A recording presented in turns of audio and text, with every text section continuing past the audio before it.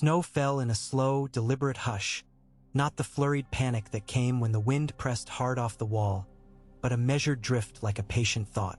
It settled on mail and leather, on the rough-cut beams above the practice yard and the unshaven cheeks of boys who fancied themselves men, on the thick hair of the kennel hounds dozing under the walkway and the worn handles of the fence where children liked to climb and watch.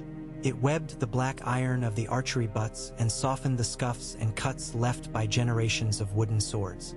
In that calm, muffled morning, the first voice to break the quiet was the thud of wood on wood, a blow that jarred through the air as if reminding the winter it was not the only force alive inside these walls.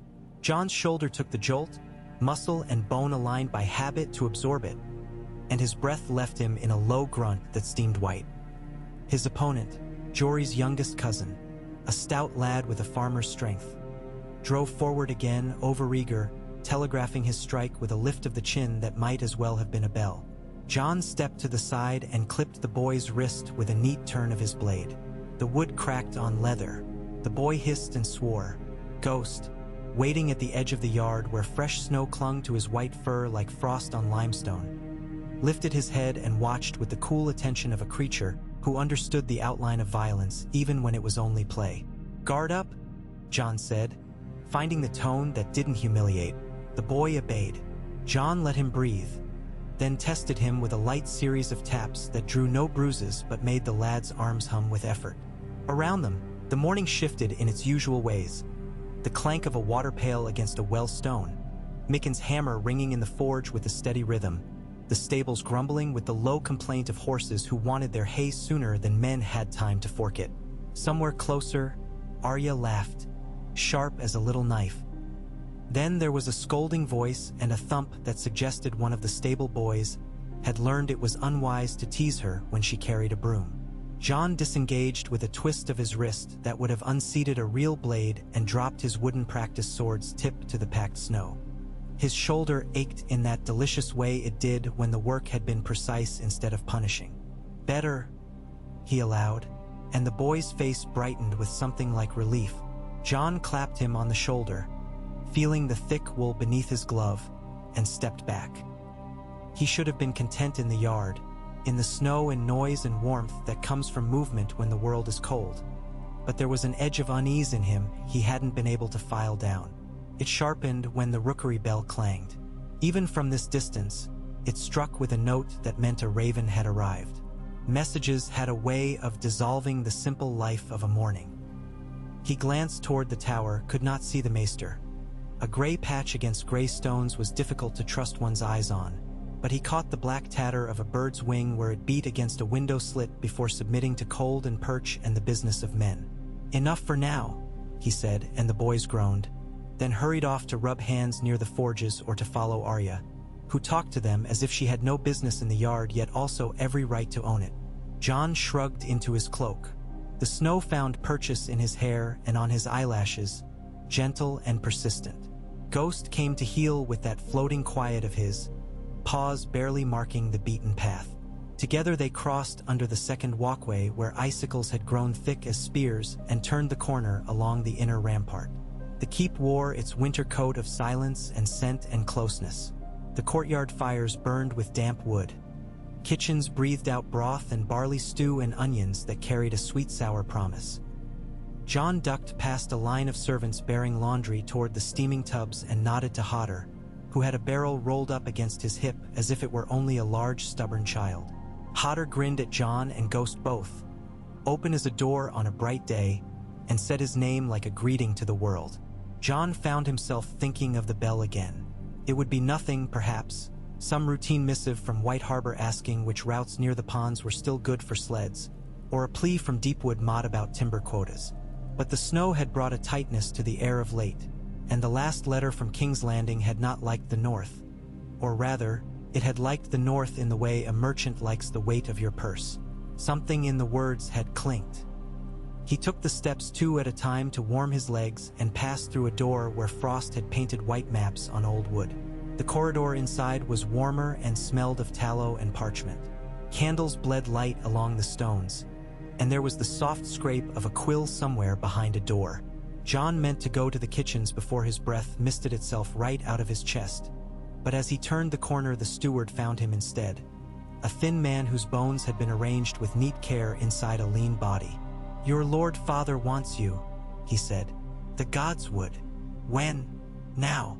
The man's mouth gave a faint twitch that could have been annoyance at having to repeat himself. Jon dipped his head and turned. Something in the steward's voice, its lack of wonder, as if this were ordinary, sat strangely for the time of day. Jon let the hallway fall behind him and went toward the western door that opened into the sudden hush of trees. The Godswood was always older than the hour that held it. Even in winter, the branches made a ceiling for its own weather, a place where the wind's voice altered and the snow fell less like weather and more like something living with a private pace. Boot prints cut the snow, fresh and purposeful. Jon followed them under the boughs, Ghost's presence beside him as steady as his own breath. The pool ahead was skinned with a thin ice that had taken on the color of the sky, a pale, aching gray. The heart tree's white face watched the water with its careful red eyes. Ned stood before it, cloak pulled close, head bent as if listening to something the bark said in a language the world had forgotten. Jon stopped to step back, not to break that privacy. Ned turned, pale eyes taking Jon in with their usual composition. They had a stillness that made men offer their words in a better order, that sharpened boys. Jon had been comforted by that look and rebuked by it, and sometimes both at once. "Come," Ned said. His voice carried in this place but did not echo. Ghost sniffed the air, sat, and set himself in watch with the clean acceptance wolves had for ceremony. Jon walked closer. He could smell the Godswood, iron and leaf, cold water and the dry breath of old bark. "I was in the yard," he said, and let the apology remain in the shape of the words. "I watched for a time," Ned said. "You are patient with them." "I have patience enough for a morning," Jon said, and felt foolish at once for saying so little. But the gods would always made him aware of how words wore their edges. He waited. Ned's gaze had shifted toward the pool for half a heartbeat, then returned. "A raven came," Ned said. "Two. One from White Harbor and one from the south." "What news?" "The words are not shaped alike," Ned said. There was no humor in it. "Maester Luwin believes the southern bird flew hard, came just ahead of the weather. The seal is royal." Jon felt his blood throw itself toward heat and away again, leaving him colder than before. From the hand. He had learned enough to know that sometimes a king's seal hid another's hand inside it. "From the king," Ned said after the small pause required by truth. "Joffrey, if words can believe wax." The message is simple to understand and complex to accept. Jon waited because Ned had taught him that a man who needed to speak would speak in his right time, and the gods would had a way of turning impatience into something foolish. On the far side of the pool, a small bird hopped along a branch with the focus of a monk at his copywork. Snow came off the bough in a tiny flurry of bright fragments. "The boy calls for grain," Ned said. He did not say Joffrey again.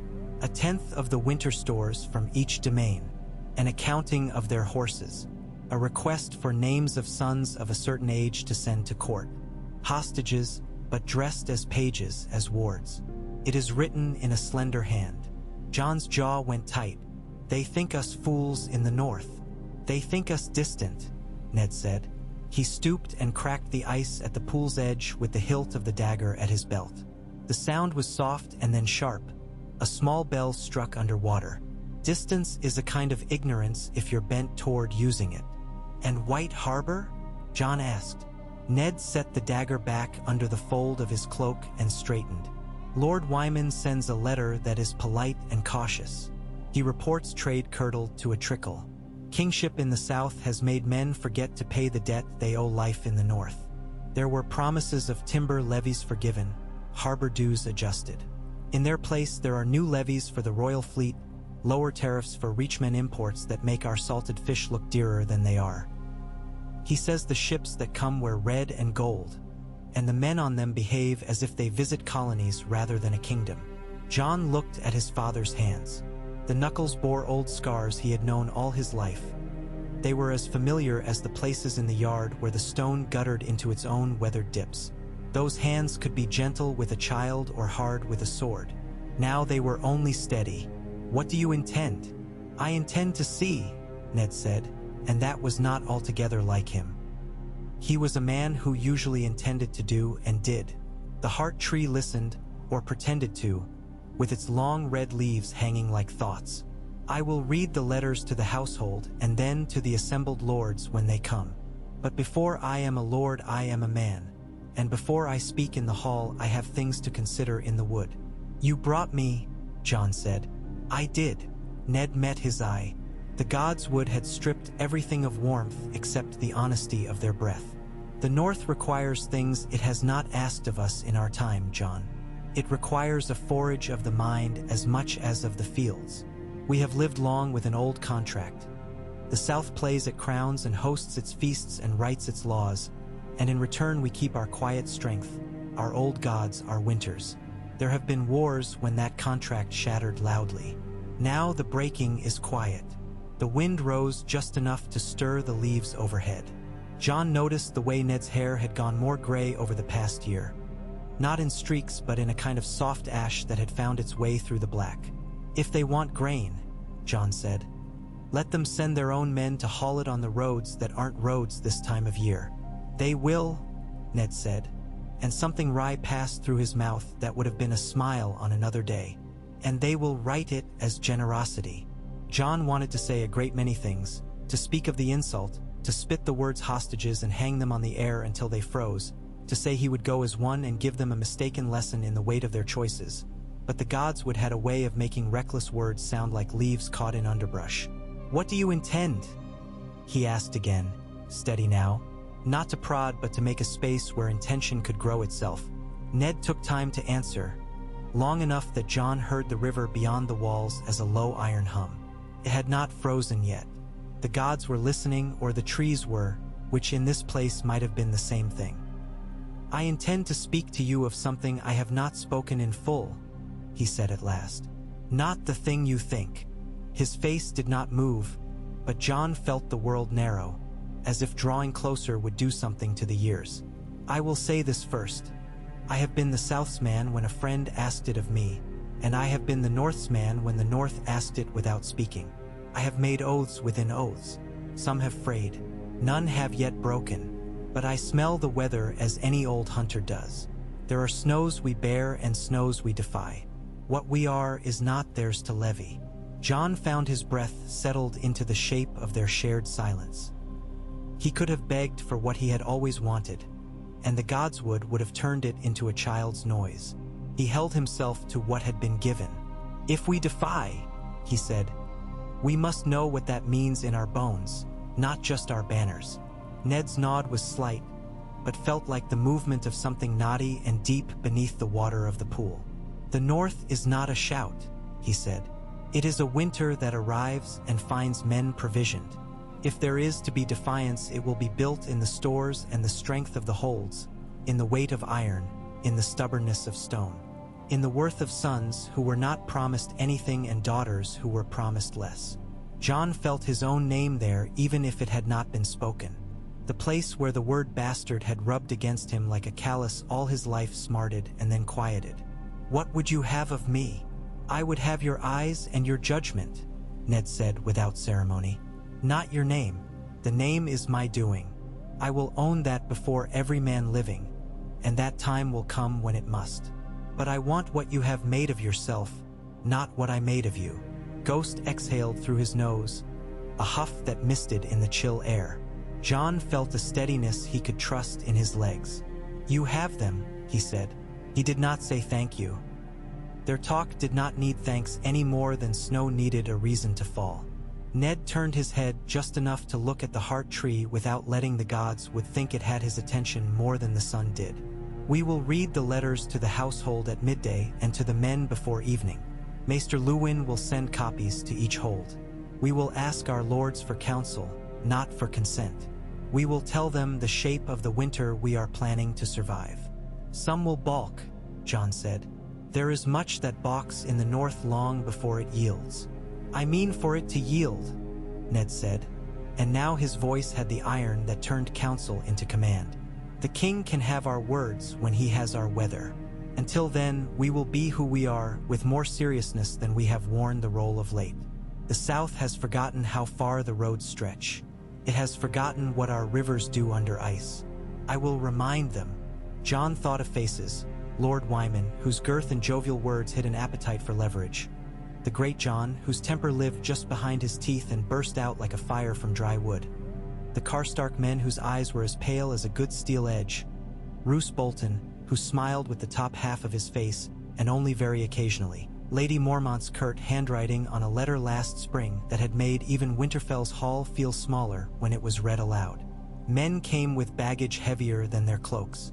What of them? He asked. I will listen to everyone who comes through our gate with the courtesy due my blood and my banner, Ned said. And then I will make a choice I can live inside. Some will test the walls. Some will see only their corner of the north. But the north is not a quilt of squares unless it is bound at the edges. The edge is Winterfell. And you would have me learn their weight, Ned said. Watch how each speaks, where they pause, what they are careful not to say. Learn what they bring to the fire and what they take from it. If the north is to be itself, it must first know itself. Jon inclined his head. The work suited him. He had been watching all his life, placed as he was at the table's shoulder rather than its head. And the South? We will answer, Ned said. We will send a letter that makes our position plain and leaves room for what seems like compromise while we make none where it matters. We will not send boys to be educated in the fashion of a court that despises us and misunderstands its own contempt. We will not starve our people to fill a royal larder. We will send what they cannot digest easily. Truth, Jon said. Distance, Ned said. Time, demand. We will ask for the king's messengers to come through Moat Cailin, and we will stop them there with questions about road conditions and the safety of escorts. We will ask what guarantee the crown offers against the Ironborn if we ship our grain south. We will press them into the shape of their promises. A man who must put in writing what he does not mean often discovers he does not mean to put it in writing. Jon's mouth eased into something like a grim smile. Some will call it stubbornness. Others will call it treason. Let them use their tongues, Ned said. Winter uses the world. He looked down into the pool as if waiting for a face to appear and tell him he had missed a step, then breathed out and turned from the heart tree. Come. The day does not shorten for us. They left the Godswood together, ghosts slipping beside them like a secret. The warmth of the corridor felt like someone else's house for the first moments after the snow. Jon removed his gloves and flexed his fingers. He could hear the hall already finding its new noises. A small thunder of bowls and spoons, the low rumble of voices, the barreled echoes footsteps make under a high roof. The household seemed to tilt toward the hall in these hours, as if the people themselves were a kind of grain being poured toward the center. When they entered the great hall, it was still half light, the torches licking the walls, the long tables set with simple things. Bread that had the smell of hearty grain, onion stew whose steam was warm enough to be a friend, a white cheese that broke well and left the tongue satisfied. The high seat was occupied by nothing more important than winter itself. Ned moved with a kind of courtesy through his own people that made them stand a little straighter without knowing why. Jon liked watching that. He did not envy it as a boy might envy important toys. He trusted it the way he trusted the winter stores would be counted twice before they were declared sufficient. Maester Luwin intercepted them near the door, short and composed as always, the chain around his throat a careful conversation in metals. He bowed to Ned, nodded to Jon, and tilted his head toward a side table where 2 scrolls lay. The hand that wrote from the south is young but practiced, he said. A court hand. The script belongs to someone who learned to write where the letters stand straight even when the words lean. And White Harbor? Ned asked. The hand is another man's, Luwin said. But Lord Wyman's voice is under it, polite to a fault. I would say amused if he had license. Read them aloud at the meal, Ned said. Let the bread soften what the words cannot. Luwin inclined his head and gathered the scrolls in one neat hand, as if he measured everything first for weight. You intend to send ravens with your own response. I intend to send questions disguised as agreement, Ned said, which made Luwin's mouth hide a small smile in his beard. They ate sparingly because it was habit to eat as if another needed the larger portion, and because Ned had set that habit like a tune in the house. Arya arrived with wind-cooled hair and cheeks and took up a seat that was not entirely hers but was hers by talent and persistence. Sansa came later, her embroidery tucked under her arm in a way that suggested she had been satisfied with the morning's work and did not mind if anyone saw that she was satisfied. Robb had the spare stride of a boy who had been promised more movement after he ate. Bran came carried and sat with the dignity he had learned in the days since he could not stand with his old ease. Rickon appeared like a gust through a door, then attached himself to an apple and to Ghost's ear. Ghost suffered it with a calm that made the apple seem the point of Rickon, not the reversing. Ned stood when the room had found that little silence it takes before a man speaks in a house like this. Luwin unrolled the first scroll with his small, precise hands and read.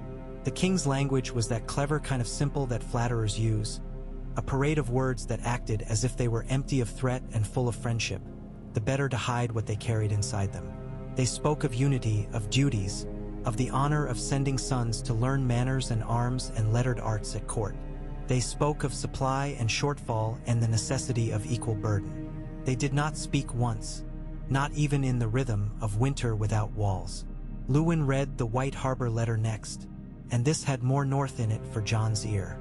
It spoke of sailors who disliked the look of the men who counted their cargoes, of law that changed its tone depending on the man who read it at the oars, of prices that moved like fish in a net, always slipping before the hand closed. Lord Wyman believes the crown cannot tell a ledger from a larder when the winter is set, Luwin said, his voice dry as new parchment. He suggests other routes for trade if needed, and alerts us to the harbor's capacity to shelter ships we may choose to hire for our own business, should the realm's business become unfriendly to ours. The room held the words. Some of the household did not understand fully but understood that the tones meant something changed in wind and fire. The household guard listened with the easy alertness of men trained to notice what the world was like before they put themselves into it. Jory stood near the main door and watched the hall the way a man watches a room for a fight that might begin with laughter and end with knives. Words are words, Oldnan said from her seat near the hearth, half to the girl who sat with her and half to the room. But winter uses more than words. Ned told the room the substance of what Jon had already heard, but in a shape made for household ears, that each of them might be asked to give more than their neighbor to a bargain that did not consider their neighbor, that boys might be taken to serve as proof, that the North stores were not South's to measure by their hunger. We will answer and we will be polite and difficult, Ned said. We will ask for the king's men to come and sit by our hearth to see who we are. When they do, we will serve them with our best and ask them the simplest questions until their answers turn inside out. He did not look to Jon when he said it, but Jon felt included in the shape of the plan as surely as if he had been named. He did not notice himself beginning to study the faces around him until he realized he had been doing it for some time. It was not the faces themselves so much as how they received, what moved under the skin when certain words were spoken. The steward's mouth went thin at the word hostages and then eased at the word polite. Micken's hands stilled on a crust of bread at the word grain. Howland, the master of horses, scratched his beard at the mention of roads and Moat Cailin and then nodded to some idea of his own. Even the hounds roused when the voices rose or settled. After the hall had emptied some, after the bowls had been stacked and the last ladlefuls of stew had been given to the men who came in late from the stables, Ned and the Maester and Jon went up to the solar. The room had the comfortable heat art and habit can make in winter. A brazier its workhorse center, a shutter cracked to let the air be true, a table where the daily accounts lived in honest disorder. The window gave onto the yard. Jon could see one of the boys he had trained that morning trying the movements he had been taught, repeating them with the time-hungry tenacity that separates men from the idea of men. Ned took his place at the table.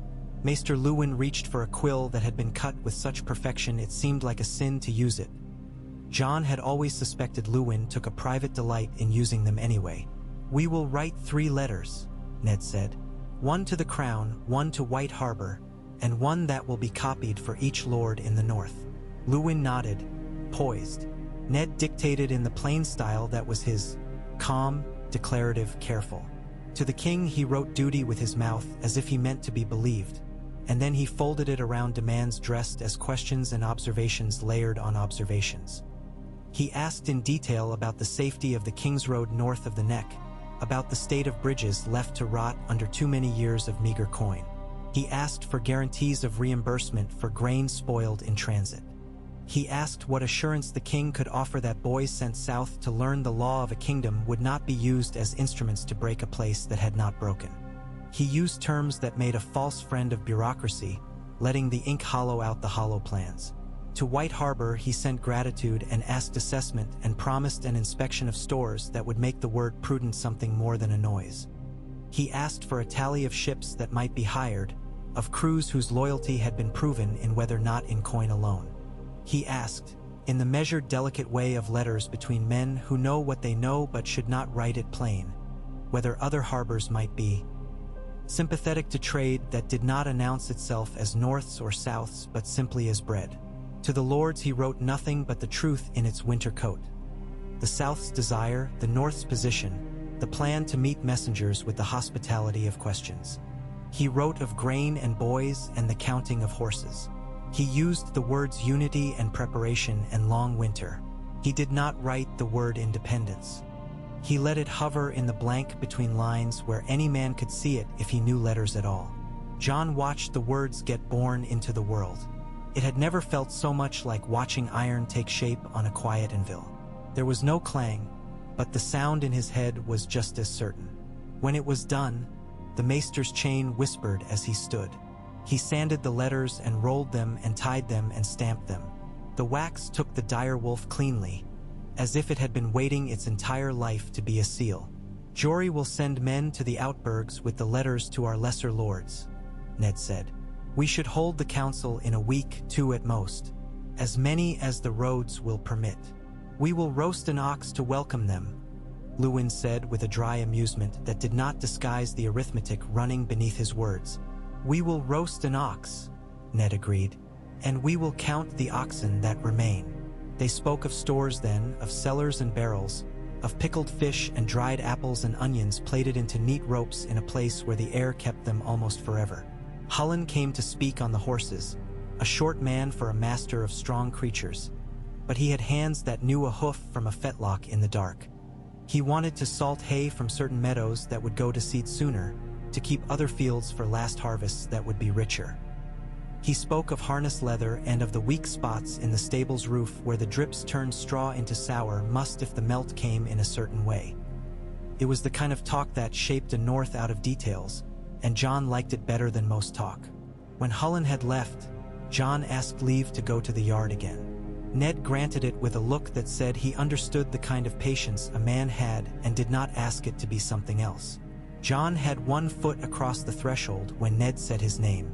He turned. There will be those who take my measure by you, Ned said simply. There are men who measure a house by its shadows. Let them find in you something truer than they expect. Jon felt the words like a weight pressed into his palm. A metal or a stone. I will, Father. It was the second time that day he did not say thank you. He carried it into the yard and into the quiet conversation of sword and breath. The snow had found more ways to be everywhere, and yet the men moved through it without complaint. The sound of wood striking wood is not loud, but it is relentless, and it wore a new groove in the morning until the morning became afternoon and the light changed from hard to simply honest. He trained the boys as he had promised himself he would, because every winter that ever mattered in the north had been fought with boys who had been taught to become men before the world demanded it. He widened their stances and shortened their wasteful sweeps. He made them understand how to hold not just a sword but the intent of it, how to stand in a way that would let the body do what the mind asked. He found he liked the quiet that comes when a lad who has been lax in his attention suddenly pays full price. Ghost took up his places, close when Jon wanted him near, farther off when the day asked for space. Men had learned by now not to try to pet the white wolf unless they were children, and Ghost had learned to pretend not to mind children unless he did. Rickon swung on a rail and asked 100 questions that did not have answers and then sprinted away without waiting for replies. He saw Theon by the stables, laughing with a stable girl, his grin all the wider for being watched. Theon watched everyone watch him and made a habit of it. But when his eyes skipped across Jon, the laughter came a fraction late and too loud. Theon was a ward, which in the north could mean anything from honored guest to pawn. He dressed like a man who knew no winter had claim on him, and he moved like a man who knew he was watched and invited the seeing. Jon felt pity for the boy in him and irritation for the man, and was old enough to know he might be wrong in the proportion of both. Near the archery butts, Robb stood with Grey Wind sitting like a small god beside him. Robb's hair had grown longer and it blew into his eyes. He pushed it aside the way he had as a smaller boy, impatient with the parts of himself that behaved like loose things. He shot in an easy, fluid rhythm that had come to him over time. It did not flatter him to say he had always been skilled. It said much more that he had become so. Jon liked him better as a man than as a boy, which is one of the sharper gifts of growing up beside a brother. "You heard," Robb said between shots. He did not look over as he spoke. "Not yet." "About the letters." "I did," Jon said. "And more. Father means to call the lords." Robb loosed another arrow.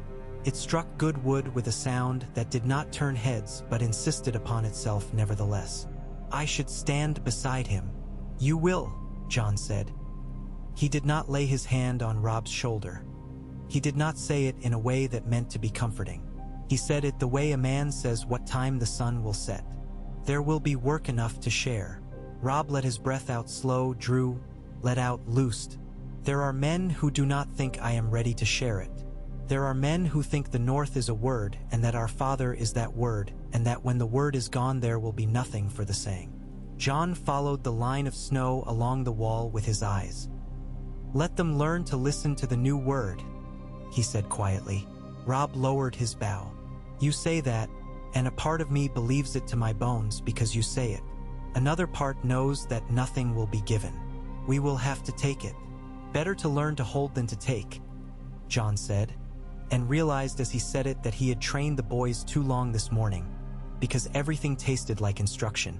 He let his mouth soften. "Our Father means to wear his honor like a blade, Robb.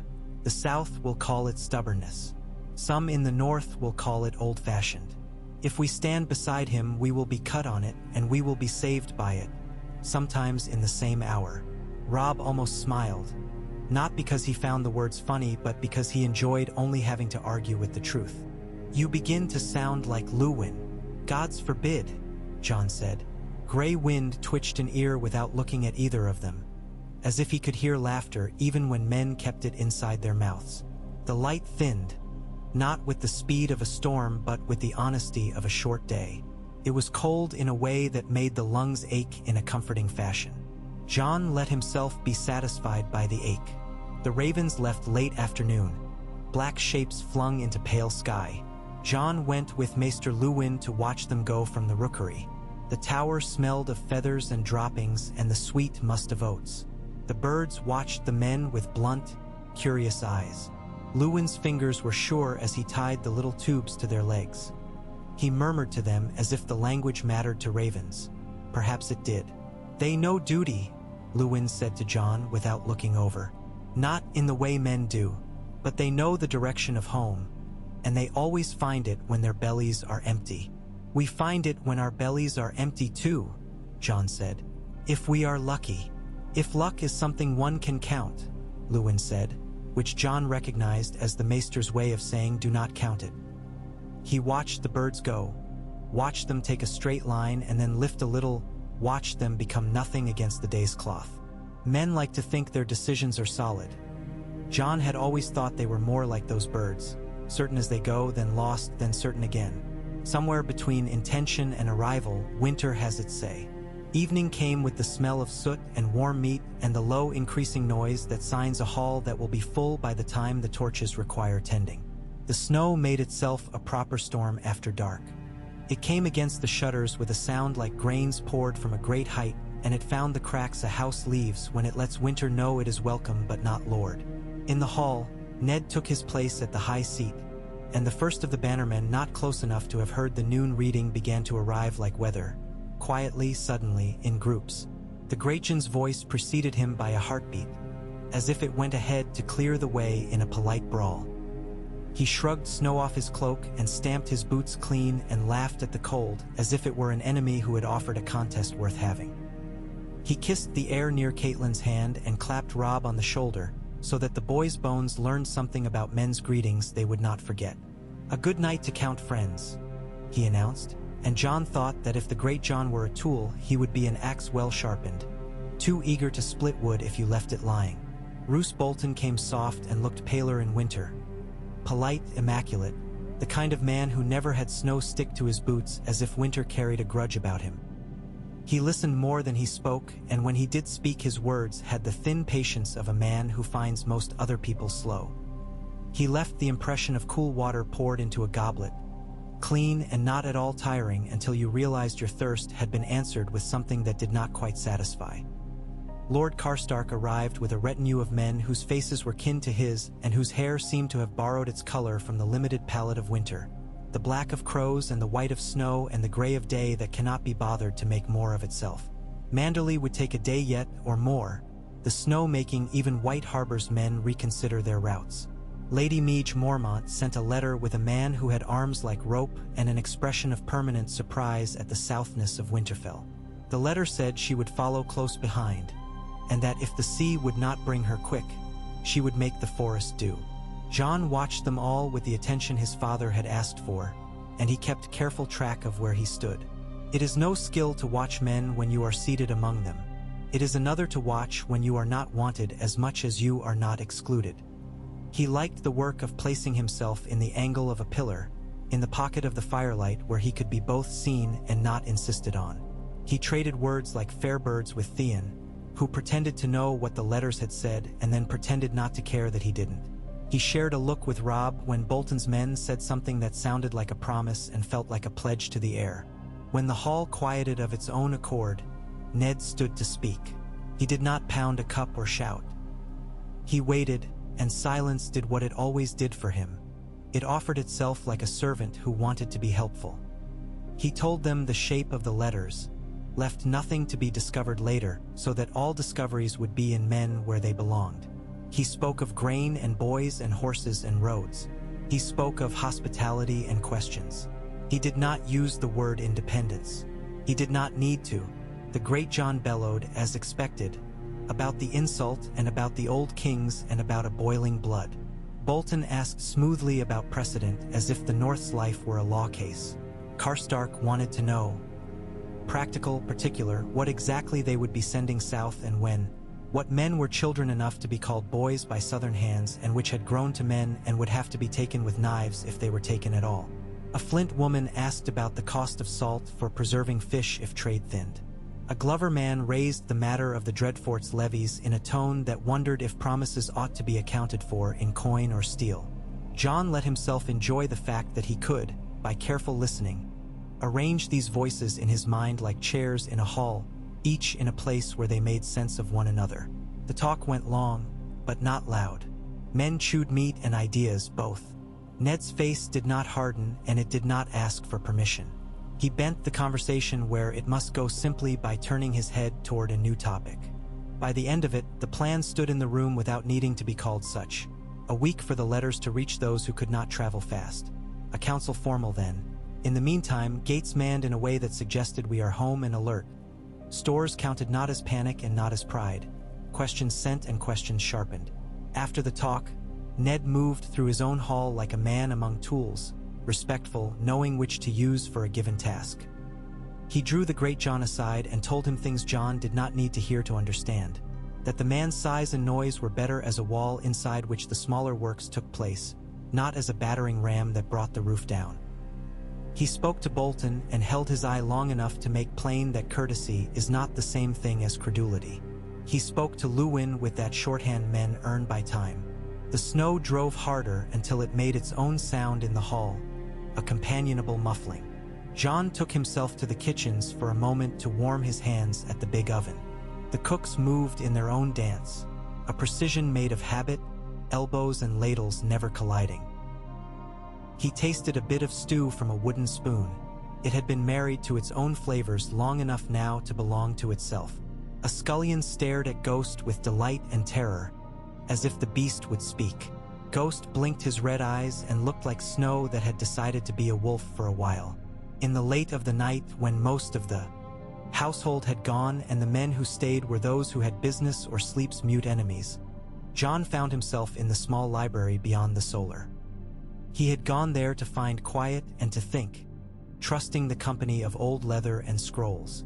He had not expected Robert's letters from a younger year to lie among the ledgers.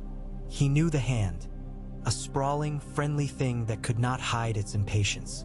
There were notes on hunts that had happened and those that had not, on plans for rides that had been dreamed in ale and given up to the washing of the cup. Jon read a line and felt the weight of a king who had been a man and a friend and then a man still and a king less. He folded it shut and put it where it belonged, and let the room hold his thoughts steady. There are men you build against and men you build with and men you build despite. It is a good thing to know the difference. He found Ned later in the Godswood again, as if the day had not moved and every talk had been only a turn of thought.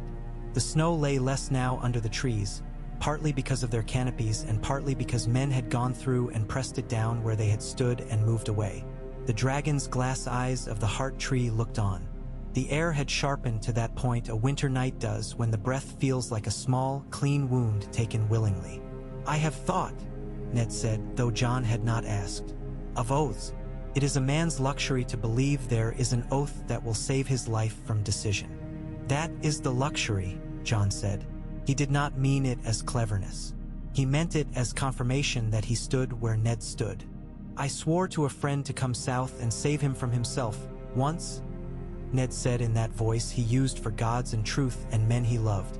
"I have never been sure which part of the promise I kept." "Friends do not survive men sometimes," Jon said. He had learned it in the way boys do, by losing a hound or a horse or a kindness at the wrong time and discovering that grief contains instruction when you do not insist it be an insult. Oaths do not survive winter unattended. If we leave them alone in the cold and come back spring, we will find bones. Ned laughed, almost soundless. "A grave in a snowbank," he said. "We will build fires beside the old oaths, then, and make new ones when the older cannot be nursed back." He turned his head. "With me, until it kills me," Jon said in the tone of a simple fact, and for a strange moment he was glad to have said it, as if the truth had found itself a home in the air and curled up there and did not need a bed.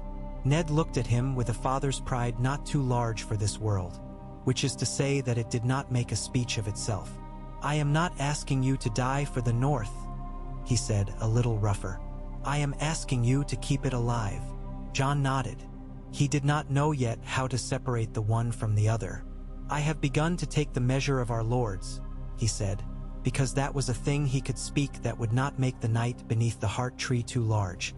"The great Jon will stand loud and true, but he must be given a door to shout through. Bolton will slide unless he is braced at the corners. Karstark will want clear laws of what we give and what we demand.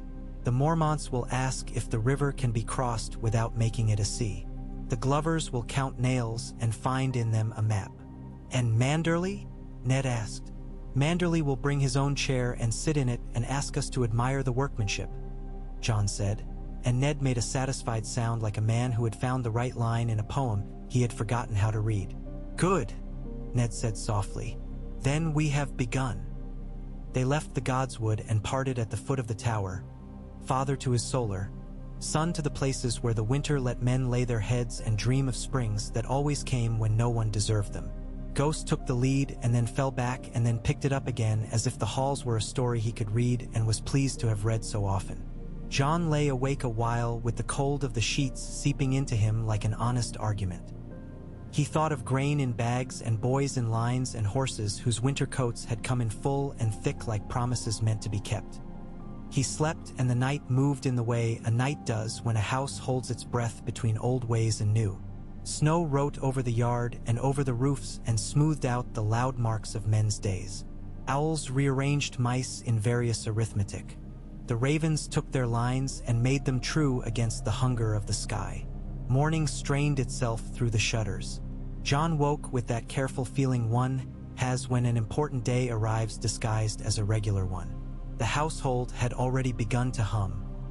He walked the corridor and felt the stones consider him as they had considered men before him and would consider men after.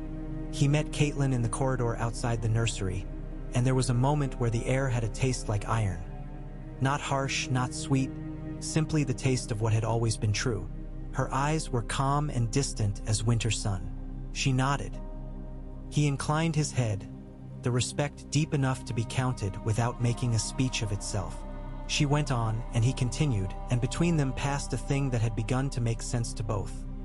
The idea of a house large enough to contain them without blessing what could not be blessed. It was something like peace, though not entirely.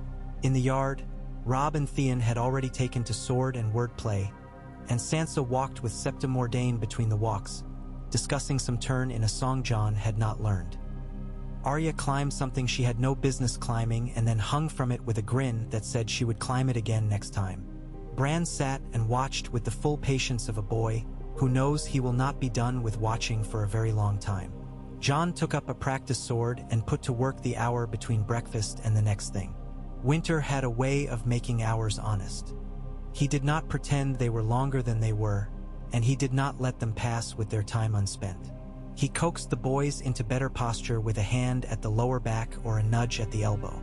He corrected the ones who loved the swing and forgot the recovery. He let them move until sweat made their hair cling and their lungs complain pleasantly.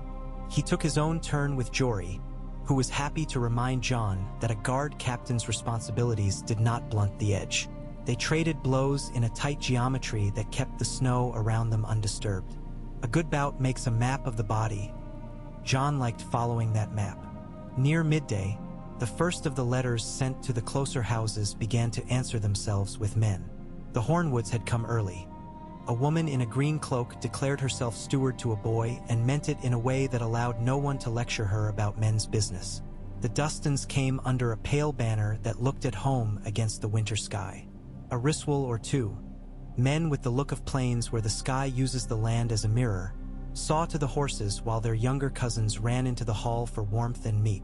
Ned kept his pace steady. He held private council with Luwin and Howland and the steward and Jory.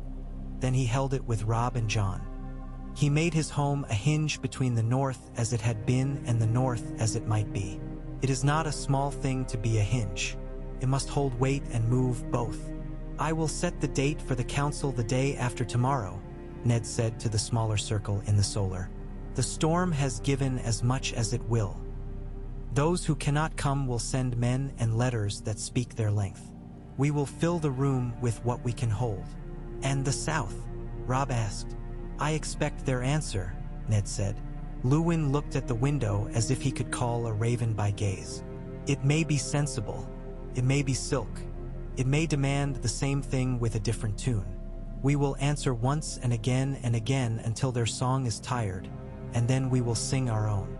Do we declare? Robb began, then saw his father's head turn, not sharp, not a rebuke, but careful. Jon felt the question catch and change shape even as the air held the word. Do we declare what we mean to be? We will be it, Ned said. He looked at Jon then, and Jon looked back, and the understanding passed as plain as a fire passed from one torch to another. The words will find us, and when they do, we will not be surprised by their weight. They went among their duties. Jon stood at the gate a while to watch men ride in, to read their faces for the news that did not travel on paper. He saw the way men from the far edges of the north looked at Winterfell's walls, not in awe, not exactly, but in the way a man looks at a home he does not live in but knows is his. He watched the way their shoulders eased in the knowing, and the way that ease hardened again with the idea of the South titled in their eyes. He took an hour to walk the wall, to taste the wind at the north side where it came clearer and colder and carried the faint, unnameable scent of what lay beyond the wall in the far north. A man can tell himself many stories about what is coming. The air does not tell stories. It simply reminds you that it will be there. He stood with his hands on stone worn by hundreds of hands and let the cold run through him like clean water. Ghost's fur lifted along his back and then settled, as if he had thought of something and decided not to tell it. Evening returned with its soft authority. The hall filled more readily this night, as if men knew they were going to need to know how to eat together in order to talk. Luwin had roasted the ox. It had taken both patience and a willingness to be yelled at by cooks who loved their oven. Fat cracked under the blade and ran like the idea of victory down the lip of a trencher. There were turnips fried in their own joy and a cabbage soup that had become a rich thing by the addition of little scraps of salted pork. Ale moved through the hall in a way that made men kinder to their own thoughts, even as it made some of them worse company. Ned waited until the room achieved the natural rhythm of men at meat. Then, with a quiet word, he called those who would advise him into the small council room, which had been prepared with more benches than it liked. Jon took his place near the end of the room, beside a thick beam that he could lean against without making a show of his set of the world. He let himself settle into the listening he had promised to do. He counted breaths as if breath were a thing you could count and not a tide that sometimes took itself away. They talked of roads first because roads would host the first argument. Howland had the maps in his head and Luwin had them on a table. The two maps met in the air until one could not tell which mattered more. The great Jon thumped his fist when men talked too long of bridges. He cared more for being told which to cross and when than he did for the discussion of materials and support beams. Roose Bolton slid his comment in between two of the great Jon's words, like a blade finding the seam between pieces of armor. Karstark wanted to list the names of the boys between the ages asked in the letter and to account for those who would not be sent and how that refusal would be phrased. Meege Mormont's man spoke of river fords as if he had been born in one. Ned did not rush them, but there was no wasted loop. When talk ran to place, he brought it back to time. When talk ran to fear, he brought it back to provision. He did not pretend bravery was not a part of the work, but he made it clear that Winter is an accountant, not a poet. Jon felt himself learning the kind of patience that is not a virtue but a craft. After the room had done an hour and a half of honest work and half an hour of performance around that, Ned called it. Men like to spend words when they are nervous. He had learned that closing a mouth kindly can be sometimes more useful than opening one. They poured again into the hall with the feeling of men who had done something even if all they had done was promise to do more. When the hour had gone too late for decent men and just right for men who loved their ale too much, Jon stepped out into the night. The storm had spent itself. The sky had opened. Stars burned with the chill intensity of lamps carried by careful hands. The yard lay written in white. He could see the tracks men had left and the places where the snow had fallen since. It made a palimpsest of the day, a record amended by weather. Ghost walked ahead, a white-on-white ghost truly, disappearing when he stepped from one shade into another. Jon knew he should sleep. He could hear the house asking him to, but he turned toward the Godswood once more. He passed under the first branch, and the night felt different in the old place, as it always did. Not colder, not warmer, simply occupied. He spoke aloud because it felt right. "I will do the work," he said to the heart tree and to whatever listened. "I will stand behind the men who will talk, and I will watch them, and I will put my shoulder to their hard places and push. I will remember the boys' names when they make lists.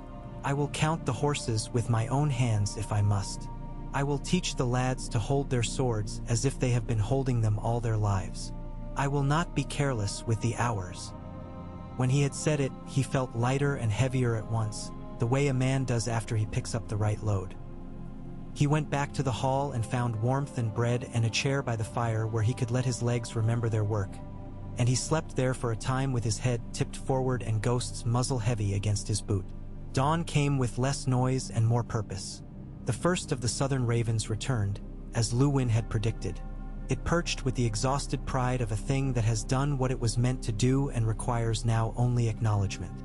The seal was golden wax, the impression exactly the one Jon had expected. A lion somewhat too pleased with itself. The letter beneath was longer and smoother than the first, and speaking more beautifully of the same things.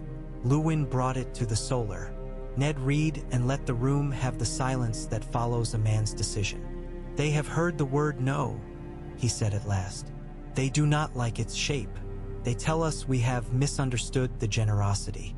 They have attached the names of 2 courtiers to travel north to take our measure. Good, Luwin said in such a dry tone Jon could not tell if he was satisfied or disgusted. We shall feed them. We shall, Ned said, and we shall ask them more questions than there are plates on the table. Jory will assign men to keep them safe from the weather and from their idea of themselves. Do we receive them in the hall? Caitlin asked.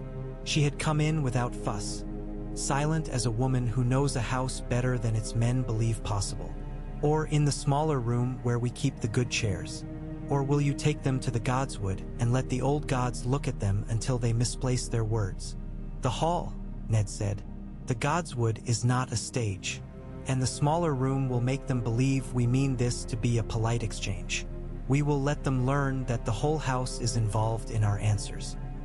He met Caitlin's eye, and a wordless conversation took place that Jon noticed and admired without pretending to understand. They were two people who had built a life together that often required them to present a united front whether or not they had managed a united heart that hour. Then we must rehearse hospitality, Caitlin said, and choose questions that cut cleanly. I have 10 already, Luwin murmured. He produced a list from somewhere inside his robe, in the way of men who always have lists tucked away and are polite enough not to brandish them until asked. We will ask for the names of the boys taken as wards by the crown from other houses. We will ask for the accounting of grain taken from those houses. We will ask whom the crown has sent to oversee roads in the north, by name and office. We will ask what penalty the crown sets for the death of a boy sent to court, by misadventure, disease, or design. We will ask who among the crown's household will guarantee with his own life the safety of a Stark son if sent. He smiled without showing teeth. We will ask if the South understands a winter ration. And if they do not? Robb asked. Then we will teach them, Ned said. The days that followed were a braid of preparation and waiting, the kind of days the North does well. Nothing happens and everything does. Men repaired harness buckles and oiled blades, not because they meant to deliver them to war, but because winter respects ready things. Stores were counted and counted again, and the room where the good grain was kept became as revered as the chapel where the South's prayers would have gone, had Winterfell housed them. Girls gathered onions into tight ropes and listened to the men's talk without interrupting it, and therefore learned more than boys did by asking questions and being shushed. The letters that came from farther holds had a flavor Jon could taste when he read them aloud to Ned. Some sweet, some bitter, all with the ache of distance in them. The council rehearsed what hospitality would look like when it wore iron under its cloak. The southern courtiers arrived at last in a show that made the yard look briefly like a stage in a city. Their horses were proud and glittering and unsuited to Winterfell's practical mud. The men atop them wore furs that had never been asked to keep anyone alive. Jon watched them dismount with care. They were careful not to show cold. He admired their discipline in his fashion. One must never believe an enemy has no virtues, and marked how often their eyes flicked toward the places where Winterfell's wall seemed slighter than it was. They were measuring. He was content to let them measure. In the hall, Ned received them as he had said he would, without pomp and without apology. Their names were as complicated as their clothes. One carried a letter sealed with red wax and written in blue ink. The other carried a smile that had cost too much to practice. Jon stood where he could see the faces of the North while the South spoke. He watched how men wore their listening and how the women wore theirs. He watched how Jory and his men set themselves without being obvious. He admired, against his own habit, a belt buckle one of the Southerners wore that had been hammered in a style Jon had only ever seen in stories. It was thin and hard and beautiful and absolutely useless. Beauty can be that way if it is not taught another use. Questions did what they had meant to, which was to make the Southerners smile in a new way that did not reach their eyes. Answers tried to slide off but were caught with polite hands and set back onto the table. The hall watched, not to embarrass the guests but to learn. What would the South say under the gaze of the North when both were asked to be kind? It is useful information. Jon watched the corners again. He saw the small look Bolton exchanged with a man at his shoulder when Luwin asked for names and dates. He saw the Gretchen's barely contained snort when a courier attempted to speak of snow as if he had shoveled it. He saw Robb hold his posture under the blow of something that would have made him bridle a year ago. He saw Caitlin fold her hands in a way that said she understood that men thought her quiet when she was deciding how to inform them of what they had forgotten. The questions ended. The courtiers were offered meat and bread and a watered wine that kept their tongues honest. They ate, they asked, they deflected, they promised, which is often the same thing as lying if you are not careful with how you hear it. They asked to be taken to the Godswood. They were told they could walk the wall instead. They smiled again. When they left the hall, one of them paused by Jon as if by accident. "You are the son," he said carefully. "I am Jon," Jon said, and made no effort to make the sentence longer. "You watch well," the man said, a compliment or a warning. "The hall takes its shape around your father." "It always has," Jon said. "And will after him?" The man's eyes flicked to Robb with something like curiosity and something like hunger. Jon lifted a shoulder in a movement that acknowledged he had heard and that he would not be responding. "That is the North's business," he said. "Of course," the man said, and took a step away and then turned back as if the thought had just arrived. "You have a white wolf." "He has me," Jon said, and let the man carry that sentence back into the larger world and see what it meant. Their departure left the hall with a certain taste, like metal in the mouth after biting the inside of your cheek by accident. Men wiped that taste away with ale or meat or work. Ned and Luwin went to the Solar to draft the next letter in the exchange. The lords returned to their corners to discuss what had been said to them and what had been said to others, and what that meant about where leverage lived. The house settled, as houses do, blessedly, into the rhythm that says, "We do not know yet what the words will be, but we know what we will do while we wait on them." Jon felt the hour draw near when the council would meet formal. He felt the North assemble itself like a blade that has been sharpened by many hands and now must discover whether its edge holds. He slept little and dreamed not at all, or if he did, the dreams were white and red and the sound of wood on wood and the smell of broth and the weight of letters in a small careful hand. He woke at a gray hour before dawn when the snow makes the whole world quiet and a house already begins to speak to itself about the day. He dressed and went to the Godswood and stood in front of the face that had seen men declare themselves kings and kneelers and fools and saints and then seen them all become bones. He placed his hand against the bark. It was cold and dry and alive. "I am ready to listen," he said, which in the North is sometimes the bravest thing a man can say. He stood a while longer, until the ache in his fingers asked for mercy, and then he went back into the house where men had begun to argue politely at the table about the order of the morning's work and whether the smoke from the eastern brazier climbed in a way that suggested damp wood. When the hour came and the hall filled with the lords of the North, Jon stood in the place he had found that allowed him to hear and be heard when needed. Ned took the high seat and Robb his place beside him. Caitlin, a distance away that meant closeness, not separation, sat where she could see and be seen and direct the current of small things with a motion of an eye. Luwin had his papers and his calm. The courtiers had been given a sunny corner and honeyed words and the reminder, without anything said aloud, that this was not their hall. Ned stood. The room went quiet, though no one had told it to. He spoke a plain sentence that was not yet the last sentence and not yet the first. He told them the shape of what had been asked, the nature of what had been answered. He laid out the plan for preparation as if he were discussing the repairs of a roof in spring and not the posture of a country. He named the men who would oversee certain tasks and the women who would see they were done, because the Winterfell he kept practical knew that if you did not name the women, the work would be done twice instead of once. When he finished, he did not ask for votes. He asked for questions. That is not the same thing in the North, where men will tell you what they think if you ask for it, and sometimes even when you do not. They discussed everything again in the hall as if they had not discussed it in the smaller room, because men feel more honest when an audience has been found. Through it all, Jon kept his promise and watched what the words did to the faces and what the faces did to the words and what the room did to both. At some point, not as a flourish but as the steady output of the hour, the talk became a shape that cannot be mistaken for anything else.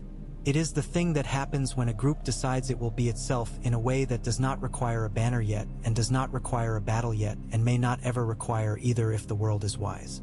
It is a muscular quiet. It is a posture. It is the look of men, of people, who have put their names to something with no ink and no parchment and a great deal of breath. Ned did not raise a cup or a voice. He inclined his head. He had asked the thing he wanted of the day, and the day had answered. There would be more gods, there would be more. Word would come south, and winter would do what winter does, and men would find that their intentions had more weight than they had expected. Alliances would hold and fail. Rivers would run and freeze and run again. But for now, in that hour, in a hall where the torches burned their steady light and the snow wrote itself against the shutters, father and son looked at one another and had this: that they had chosen to be the North together, not as a boast but as a craft. Jon breathed in and let out air that belonged as much to the hall as to his lungs. He felt the room notice him and not mind that it had noticed. He felt Ghost lean against his leg and be a weight he was grateful to carry. He listened for the new sentence, the one that would come and declare something that could not be unnamed once it had been uttered. He knew it would come. He knew they would meet it not as a surprise or as a threat, but as a thing they had made a place for in their house. The North had not said the word. The North had shaped the room. And in the long, careful quiet that follows a decision made without fanfare, Jon thought, not for the first time and not for the last, that there are days when you begin to live inside a story that will take years to tell, and that the first hour of those days is seldom grand. It is a wooden sword and a winter kitchen and a letter that smells of wax and rose oil and fear, and a father and a son speaking under a tree that remembers more than men can, and men who come out of the weather and into a hall and hang their cloaks and lift a cup and listen. It is enough. For now, it is enough. The morning after felt less like a new day than a deepening of the old, as if the night had merely folded the gray light and put it in a chest and now had taken it out again, shaken it, and laid it across the walls. The snow held its patient dominion over everything that did not move, and the things that did were made to declare themselves by steam and sound. Jon walked the length of the eastern barracks with the steward, counting blankets, counting boots that could go another season and those that needed soles before the wet came in earnest, counting candle stubs, counting the number of men who would swear they did not need more salt meat than they were given and then sneak another fistful if the kitchen turned its back. It was work that gave nothing to story and everything to a life lived without complaint. 28 serviceable furs and 6 that will make lice feel loved, the steward said, his voice flat as the scraped plank he rode upon. Mikken will curse and mend the buckles. The tongues will break even if he makes them new. We might requisition leather from the Riswells. They have cows to spare when the roads are kind. Write it, Jon said. He ran his hand down one rack of cloaks and felt the roughness where a moth had decided wool was its supper. He had found that small problems breed if not handled.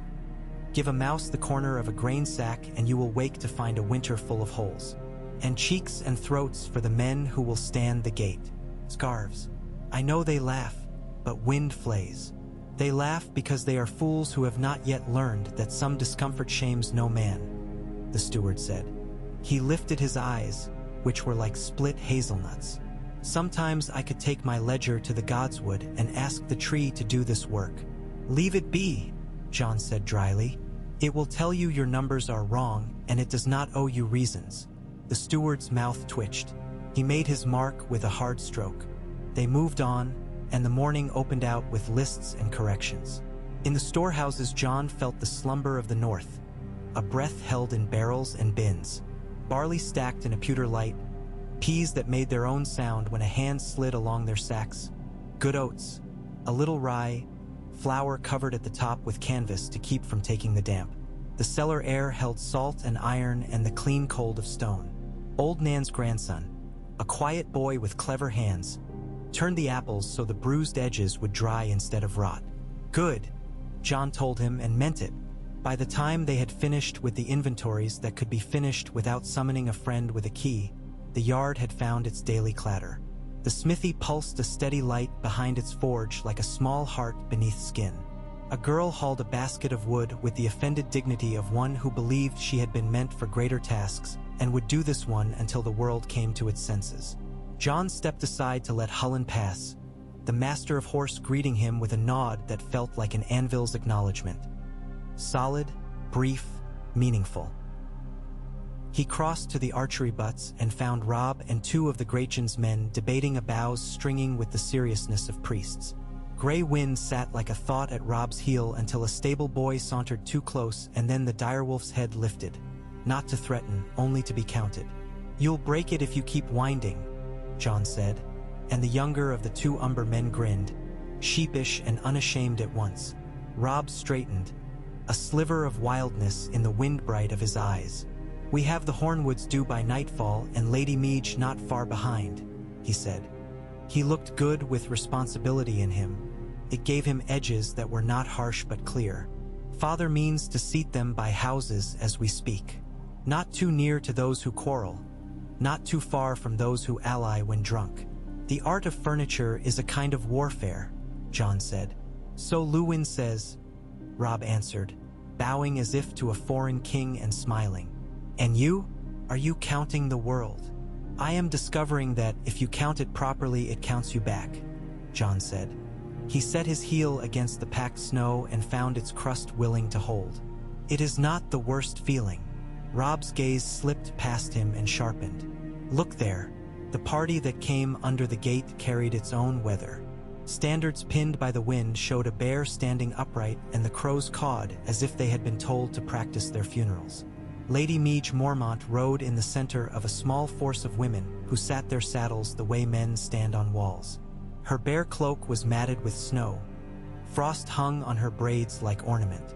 Jon had seen her only twice before, once when she had come to Winterfell for the harvest fair, once when Lord Jeor had led a column south after a hard season for the Watch, and she had ridden to the Godswood to give him a silent look that had said more than speech. He liked her immediately because she made the hall seem less necessary. They went down to meet her because courtesy is a thing armor wears well. Lady Meege's mouth cut its own line under a nose that had been broken by something larger than a fist.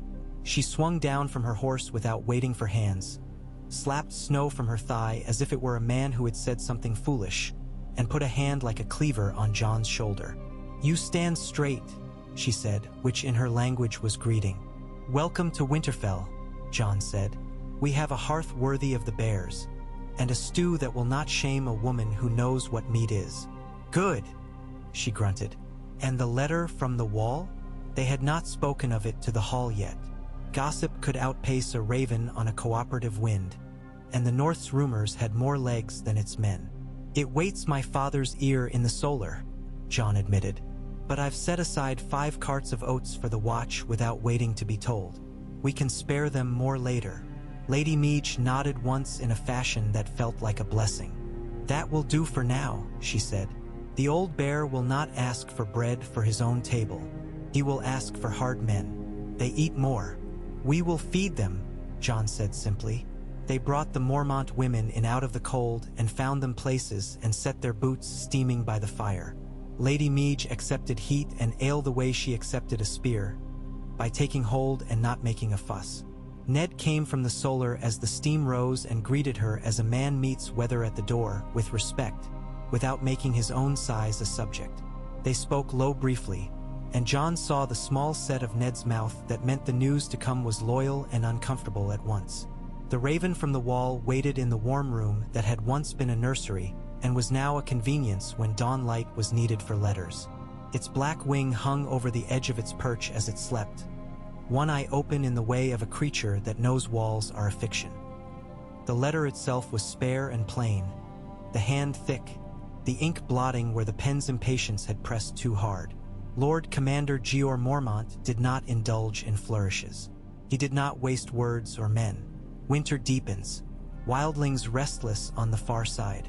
Our numbers thin. Game thinner. We ask escort for supply trains if they run.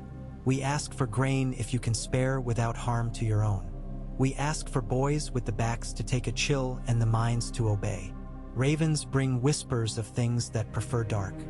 I will not write bolstered tales. I will write necessity. My thanks, as ever, for a North that remembers the Watch when the rest of the realm plays at politics and titles like children with dice." "Not the worst we've received from him," Luwin observed, smoothing the paper, though worry lived in the lines his fingers made on the table. Ned had that look of weighing without moving that always made Jon's chest ease. "We knew it was coming," he said quietly, not to forestall grief but to make room for its work. We feed our watchers first or we grow blind. We will answer. Jon waited until the room had taken the measure of the letter. I can ride supplies to Queen's Crown and leave them under watch, he said. Or farther, to Molestown if the road keeps. The wild is not polite this time of year. You will ride when I tell you and not before, Ned said in a tone that made the line more father than lord. Then he softened. But you will ride. You have a head that understands how to be cautious without being afraid. I am afraid often, Jon said, and was surprised to discover the room took it as wisdom, not confession. You will fit the night well, then, Lady Meech grunted. Gior sends for boys who have been taught to be men before they are asked to be soldiers. He will get them from Bear Island and from the small houses and from the halls where the second and third sons know their way around a hoe and a spear both. We will not starve the watch to feed a king's kitchens, Ned said, casual as a man discussing the angle of a roof. Then he looked to Luwin. Draft the reply, promise what we can, ask for what we need, count, and tell me where we are most plush and where a cut will hurt least. Luwin nodded and moved with a flowing economy that made even the quill's cut feel like part of a plan. News did not come into Winterfell. Winterfell leaned into news until it learned it by weight. The day stretched itself on little chores that pretended to be ordinary and were, in fact, the exact kind of extraordinary that allows a house to survive what is coming. Jon took a turn in the kennels and came out with dog hair on his cloak and the ringing sense that hounds understood politics better than men. They knew the scent of friend, of family, of intruder, and proceeded accordingly. He stood under the eaves at the smithy while Mikken talked to a length of steel, as if it were a stubborn lad who could be argued into a better temper. You hit too hard, you tire it, Mikken said to the boy at the bellows. You hit soft, it sasses. He glanced up. You know where we stand on spearheads? 43 serviceable, 9 needing a re-rivet, 14 lengths of ash cured and ready, Jon recited. He had learned the numbers the way a man learns a prayer, not for piety, but because repetition shapes behavior. Good, Mikken said. The snow makes men careful with iron. Clever men, anyhow. Toward dusk, the keep felt as if it were drawing a long breath. There is a moment every day in a large house when the small rooms release their men and women and the hall becomes the room that means the others can exhale. The Hornwoods arrived with smoke in their hair, their Lord Steward stepping in with something like apology and something exactly like pride. Not long after them, under a sky that had decided to let itself be purple for a while before giving itself to night, the Manderly party made its real arrival. They came not on prancing horses but on sturdy geldings and with a practical eye to the way the road would chew a wheel. Even so, there was a richness to them that had nothing to do with fat alone. Lord Wyman, his beard carefully oiled against frost, rolled down from his saddle like a man for whom the ground is an old friend and a chair promises a good story. He looked at Winterfell as if he were remembering a song he had always liked and had not heard in years. Lord Stark, he boomed, his voice carrying like laughter out of a tavern. I have been assured you have roast beef and a place to put me that does not squeak. We have both, Ned said, meeting him with a clasp that might have cracked a lesser man's rings. And a letter of yours that made me glad to be living in a time where courtesy still hides sharp things under its cloak. I do try, Wyman said, eyes bright. You will forgive me if I refuse to bow to economy when speaking of my friends. Men who have gone hungry love adjectives. He took in Jon with a shrug of eyebrows that encompassed recognition and curiosity and a refusal to make a fuss. You look like a man who can be asked to carry a barrel up a flight of stairs without talking about poetry afterward. I can carry the barrel, Jon said. I cannot promise the poem. Then I have misjudged you, Wyman said solemnly, and then winked in a manner that made his beard twitch. Come. You will sit beside me at supper and pretend to laugh at my jokes until they become funny. They filed into the hall, the banners changing the light to a kind of tapestry that moved with every draft. Barbary Dustin sailed in behind the Manderly train as if the same wind had brought her. Where Wyman exuded warmth like a hearth that had been tended all day, Lady Dustin was a chill that made your eyes water. Not unkind, merely precise, She wore grief like a perfectly tailored garment. It fit and flattered and never snagged. She inclined her head to Ned with a degree of depth that meant what it meant to mean. I will hear you. I will not pretend I have forgotten. Her eyes skipped across Jon and weighed nothing and everything at once. The hall proved itself again a machine bill. Tea to make sense of noise. Men arranged their appetites around the table with the enthusiasm of big beasts finding a salt lick. The talk at Lord Wyman's elbow turned ships and coin and the price of pitch.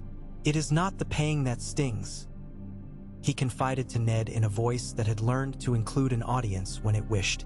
It is the being told the man who took the coin worked more than a chat with his son to earn it. I would prefer to be swindled by a man with calluses. Then pay a crannogman, Lady Dustin said dryly across him. She had seated herself with the clever discretion of a woman who knows where a room's lines of power cross and has chosen a chair that catches more than it projects. They take coin for silence and for teaching you how foolish you are. Both are services. Which is 3 coins in your counting, Wyman said. You were always better at sums that consider dignity. Dignity is a house with a dry roof, she said. Jon wove his attention through voices the way a seamstress pulls a needle through linen. When the plates had settled and the wine had gone around once and then again for those who could afford to spare their clarity, Ned rose in his compromise of a way. Not commanding, not begging, something balanced in between that made men stop to look at their hands and then discover they had ceased to speak. He told them of Gior's letter and of the South's more elaborate second appeal. He told them what had already been done and what he meant to do and what he would ask. Wyman listened with his head bent down and his eyes up. Barbary Dustin did not move. Lady Meege chewed and nodded the way a bear nods when it hears its cub making trouble close by and is content to let it learn to climb out of the tree by itself until the sound becomes unpleasant. Roose Bolton made a tent of his fingers and hid his mouth behind it without appearing to. Jon found he disliked that gesture because it suggested a world where mouths needed to be hidden. When the talk began, it did so less as argument and more as choreography. Wyman spoke of White Harbor's own stores and of the roads south of there, and which could be made to lie to a caravan about their width if one were careful about where the cart mired. We have men who can fix a wheel in a brown river up to his knees and not wet his pipe, he said proudly. We can move grain that does not wish to move, if we wish it. Lady Dustin took up a strand concerning horses and their fodder that made half the men glance down as if they had not, in fact, thought of feeding the animals that would be expected to carry their thinking. We will not starve our own beasts to pretend to feed another man's, she said tartly. A knight's horse grows useless at the first mud it tastes if its belly goes from fat to fear too quickly. Then we do not put knights on our roads, Lady Meege said. We put donkeys. Donkeys do not write letters. Donkeys do not die of pride. You lump in the wrong animals, Roose murmured, only just loud enough to be heard, and made a few of his men smile with the cautious hope that they had caught a jest that would endear them. Let us be plain, Ned said, not unkind. We will give where we must. We will give first to those who keep all of us from a worse winter. If the South calls it stubbornness, let them. If they call it treason, let them first learn how to put a ship through frozen spray at Sea Dragon Point in January and not cry about their fingers. The hall breathed at that, a kind of low answer a room makes when its walls approve. When the meal had been eaten and the formalities had folded themselves into the fire, Ned drew a smaller circle into the solar. Wyman made a grunt as he settled into a chair, a sound of relief carefully arranged to sound like a compliment to the furniture. Barbary stayed standing as if to suggest the conversation would not be a long one. Men who love control sometimes prefer to keep their bodies willing to leave. Lady Meege leaned against the mantel as if she had been born there. Ned outlined what he had said earlier, but with the corners sharpened. I will call the council to declare our position in words the South cannot pretend not to hear, he said. I will not declare what the South would most like me to declare, because I will not give them the excuse they want to send soldiers and call it law. I will make the North's needs the law instead. We will shape ourselves into the shape that can stand and not pretend it is a posture they can admire us for. Wyman's eyes glimmered. Your Grace, he said jovially, then lifted a hand when Ned's mouth tightened. Hush, I will use the address like a joke until it isn't one. Barbri's head tilted. The old kings bled us of sons and daughters both, she said. A name is expensive. A choice is dearer. But if you mean to make such a purchase, make it with coins you have minted. She meant something plain beneath the talk, as she always did. Jon saw it and let the words pass, not because he had dismissed them, but because they had not been addressed to him. Before there are names and banners, Lady Meej rumbled. There are men with their feet in bog water who have to decide whether to suck on their gloves or eat their shoes. Howland Reed will send word before you ask for it. He knows the neck. If you mean to tell the South to wait at our door, he will teach them to lose their boots outside it. As if the gods wished to prove her talk had teeth, a man in greenish-brown had already taken himself like a shadow to the lower courtyard. The guard at the gate had not seen him arrive, and yet was entirely sure he had not been there a blink before. Greywater Watch did not stand in one place long enough to be found by a man who did not deserve it. Jon watched the fellow from the rampart and admired the fact that his clothes were not green and not brown, but a color that made the eye give up. He wore a little fishbone charm, and a spear with a point that looked as if it had been sharpened by a river. The man stood with the patience of cattail reeds and waited to be noticed. When Jory nodded him forward, he went as if it had been his idea. A folded scrap came from under his jerkin. Luwin took it with the careful interest of a scholar and then smiled, actually smiled, in a way that made him look younger and sadder, both. From Reed, he said. The contents were spare, much like Mormont's. Truth loves brevity when it is about to set to work. Howland's hand spoke of water. Neat curves, a sense of perpetual movement. The neck is as it was and more. Your messengers will not be lost if they go as crannogmen go. Your enemies will lose wheels if they go as they have always gone. Send me your questions and I will send you the answers when the geese return. If the South sends more than questions, we will give them Marsh, and they will carry Marsh back with them in their lungs. Answer him, Ned said. He will have thought of 20 things we have not, and he will share 10. The other 10 will be for when we have failed to imagine something, and he will save us bold and late. He looked at Jon. You will write the letter to Reed. Do it in your own hand. Ask what you would ask if you had to hold Moat Cailin with a knife and a prayer. I can ask Reed for both, Lady Meej said, not smiling exactly. Jon thought she might have later alone, when no one would confuse the motion of mouth with a weakness.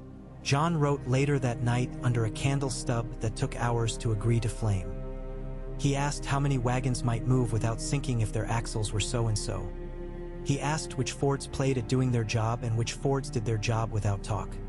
He asked how long the neck could bear the weight of men marching together, and how the song of frogs announced a stranger on the water. He asked what kind of coin crannogmen preferred, knowing the answer would not be coin. He scraped sand across his words and made himself neat. He kept his hand from asking where Greywater Watch floated this week. He would not waste Reed's humor on a child's curiosity. The letter sent, the house turned back to itself. The Southerners had left under guard that was neither insulting nor indulgent. One of them had tried to press a small purse into the hand of a man who could no longer be insulted by small purses.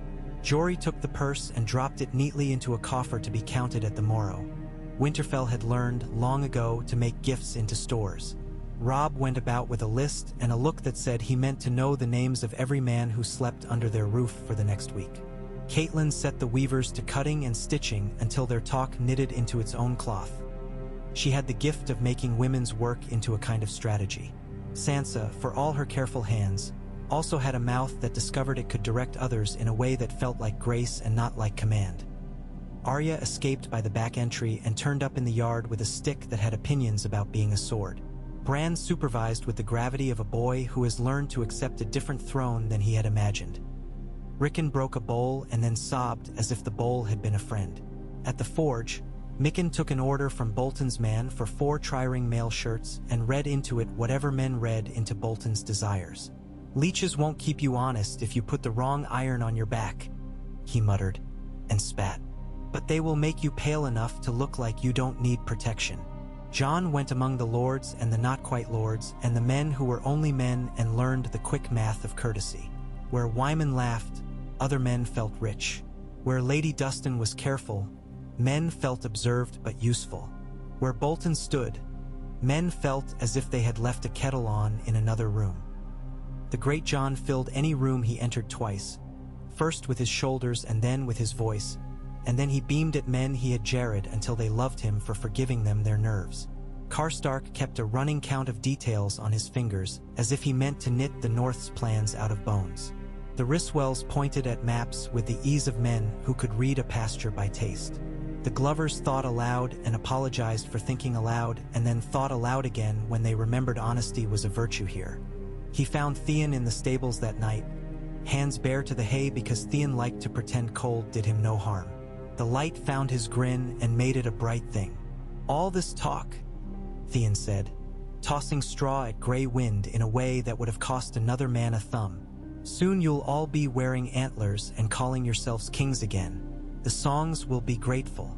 "The songs never ask who did the counting," Jon said, running a brush down a horse's flank until it shone. "They ask who swung a sword after the counting was done." "And which will you be?" Theon inquired, all careless curiosity. "Whatever my father needs," Jon said simply. The grin twitched. "That's the line he'll write in the song." Jon did not answer. Some men like to throw truth around like boys throw snowballs. You can tell the game by the red cheeks.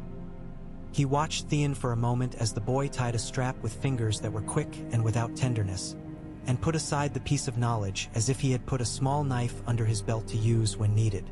The royal answer came 4 days later, which meant it had left with the courtiers and had been waiting for a bird more willing than the first one. It was longer than before and less gracious.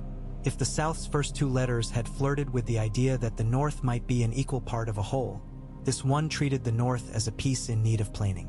It named duty more often and gratitude less. Promised gold. It suggested that sons sent south would return north like finished knives in a careful case.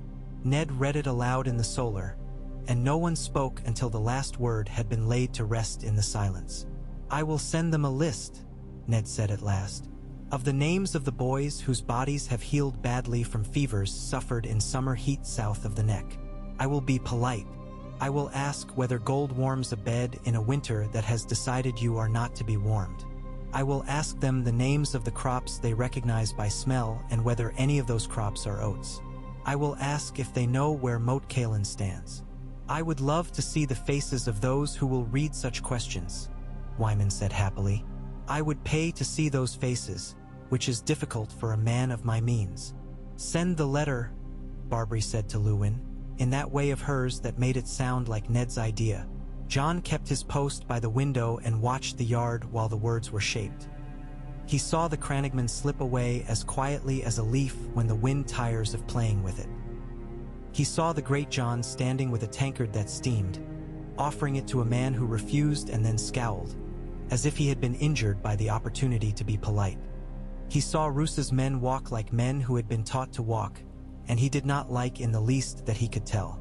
That night Ned came to the yard with a sword that had been oiled within an inch of its life and skin that had taken the evening's cold as if it owed him money. He white-steamed along with the rest of them and set his boots on the packed ring like a man returning to an old friend. Jon turned toward him as if his movement were a tide. They did not speak at first. They did not need to. They raised wooden swords and they moved. Sparring with Ned was not like training with Jory. Jory was generous with those who needed it and exacting with those who could take it. Ned was quiet in such a way it turned a man inside out. He never looked as if he were teaching. He simply did the right thing so obviously that you found yourself forced into it. Jon's shoulder caught a soft sting and he smiled without showing teeth. They traded blows and feints that were old games and then new lessons, and when they lowered their swords at last, breath making the cold perform its party trick, Ned's eyes were younger for a moment than they had been in days. "You watch and you learn," Ned said. "You watch and you do," Jon answered. They grinned at one another like conspirators. "I will speak 3 nights hence," Ned said when the silence had satisfied itself. "I will call the council formal inside the hall and the gods would both. I will set words to what we have been doing. I will not go past the brink to the name that the room will be ready to hear in a day or a month or a year when we cannot continue without it. But I will put us where there is no easy way backwards." "You have been there all your life," Jon said. Ned's mouth tugged. "I have been there all your life," he corrected gently, which was both jest and not at all. "We will require oaths that are older than the ones written by southern men on calfskin. Oaths made with eyes and breath. We will require men who mean it when they press their hand to bark." He looked up at the roof of the walkway that ringed the yard as if it were the sky. "There are things I would have told you earlier if I had been a different man. It may be I will tell you them soon, because we will need you to stand in more light than shadow. I will not ask you to forgive me in advance." Jon did not speak because the gods were passing through the yard with their ears pricked. He nodded instead, and it felt like taking a nail through a board and finding the joist. When he turned to go back inside, he felt Ghost's weight fall into step beside him, and wondered how often in a life a man is afforded the comfort of walking beside something that loves him and could kill him without a sound. The 3 days were not exactly a procession. They were a series of small selections made well. Cailin walked the rooms where the seamstresses worked and saw that the fingers were not bleeding for lack of beeswax on the thread. Sansa discovered, to her own astonishment, that she could bully a stubborn bolt of cloth into being 3 good tunics and a poor one, and that the poor one would do for a boy who had to stand in the second rank. Arya confessed to Septa Mordain with the air of a prisoner admitting to a crime that made her proud. The Septa sighed and set her to copying out half a page of prayers and, when Arya was done, quietly put the pen in her hand again and made her do it properly. On her way back to the yard, Arya was intercepted by Lady Meege, who put a hand on her head and left a print of ash there without apology. In the kitchens, there was a debate about whether the onions were to be parceled into the stew or that one, a debate that had the weight of a war council because in winter cooking is a strategy. If you get it wrong, you surrender a day's morale. Old Nan told a story of men caught in a snow that fell up instead of down. No one believed her until they stepped out into the yard an hour later and the wind had taken a turn that threw the crystals into their eyes like needles from the ground. Mikken polished the vinegar out of a small keg with sand and pride, and Theon, of all people, stood behind Mikken for half an hour learning the difference between stirring and turning. He grew bored but did not leave. Jon marked the forbearance with the care he tried to give to all things that proved themselves better than he had expected. The night of Ned's speech, the hall filled with a kind of energy that did not move fast but was everywhere. The guards threw the doors wide and then closed them tight enough that the snow's hiss became an afterthought. The banners hung heavy. A draft made the direwolf lift slightly and then rest. The light from the torches and the huge fire made men's faces look like they were being invented for the first time. The Godwood's voice could be heard as a silence that had learned how to be present. The air tasted of iron, smoke, sweet onion, and a kind of expectation that would not say its own name. Ned stood where his father had stood and his father's father and every Stark who had refused to swear loudly when a quiet oath would do. He let the room close around him like armor. He spoke a line that was almost nothing. He spoke another that made Wyman put his big ringed hand against his breastbone, as if to feel whether there was a heart there. He did not give them a lecture. He gave them a shape. He told them, "We are this, and we will behave as this, and the South may call it what it pleases, and the winter will call it sufficient or not, and that will be the judgment that matters." He did not use the word. He did not call the North a kingdom. He did not name himself. He did not ask for permission. He asked men to step forward and lay their hands upon the direwolf carved on a board set on a trestle made for this night, and to say aloud what they already were, that Winterfell would be the hinge by which the rest could move. Men who kept the old gods went after to the heart tree and pressed their palms to bark that did not need convincing. Men who kept the Seven stood with Cailin and spoke promises under her muted certainty. Lady Meege spat in her palm and smacked it onto the board with a meaty sound. Wyman bowed to the trestle with the courtliness of a man greeting a king not present and said something in a low voice that made the board more than wood for a moment. Barbary Dustin's hand hovered above the wolf's head like a bird considering a branch. Then she touched and did not linger, and, when she lifted, her palm was red from a splinter. Roose Bolton pressed his hand to the wood without a flinch. Jon was too far to see whether a sliver caught skin. He did not like that, he could not tell. Jon's turn came. He did not hesitate, and he did not believe in theatrics. He placed his palm firmly, fingers spread so that the tips touched carved fur. The wood was warm. He said nothing. Words can get in the way of a real vow. When his hand lifted, a small crescent of sap glittered, and he rubbed it off against his cloak without taking his eyes from the wolf's eye. In the Godswood, the line was thinner. Men went one by one and did not speak to one another. The heart tree watched as it has always watched. It pretends not to notice. It notices. Ned stood before it last because that was the order things should take. He put his hand against the bark and leaned his forehead thereto, and the room that was not a room held its breath. When he came away, he did not look younger. He looked exactly himself, which was the thing they required. He found Jon's face with the easy motion of a father finding his son in a crowded place and nodded once. That was their ceremony. After, the noise returned because men needed to put something between them and the size of what they had done. If they had not eaten, they would have wept. They ate. The ale was a little sweeter than usual. The laughter broke in unexpected spots, sharp and relieved, as if someone had sprung a trap concealed by leaves. Jory got half a song wrong and then tried to get it wrong again when he realized the wrongness had been the part men liked. Jon slid away from the brightest part of the hall and into the corridor that led to the rookery.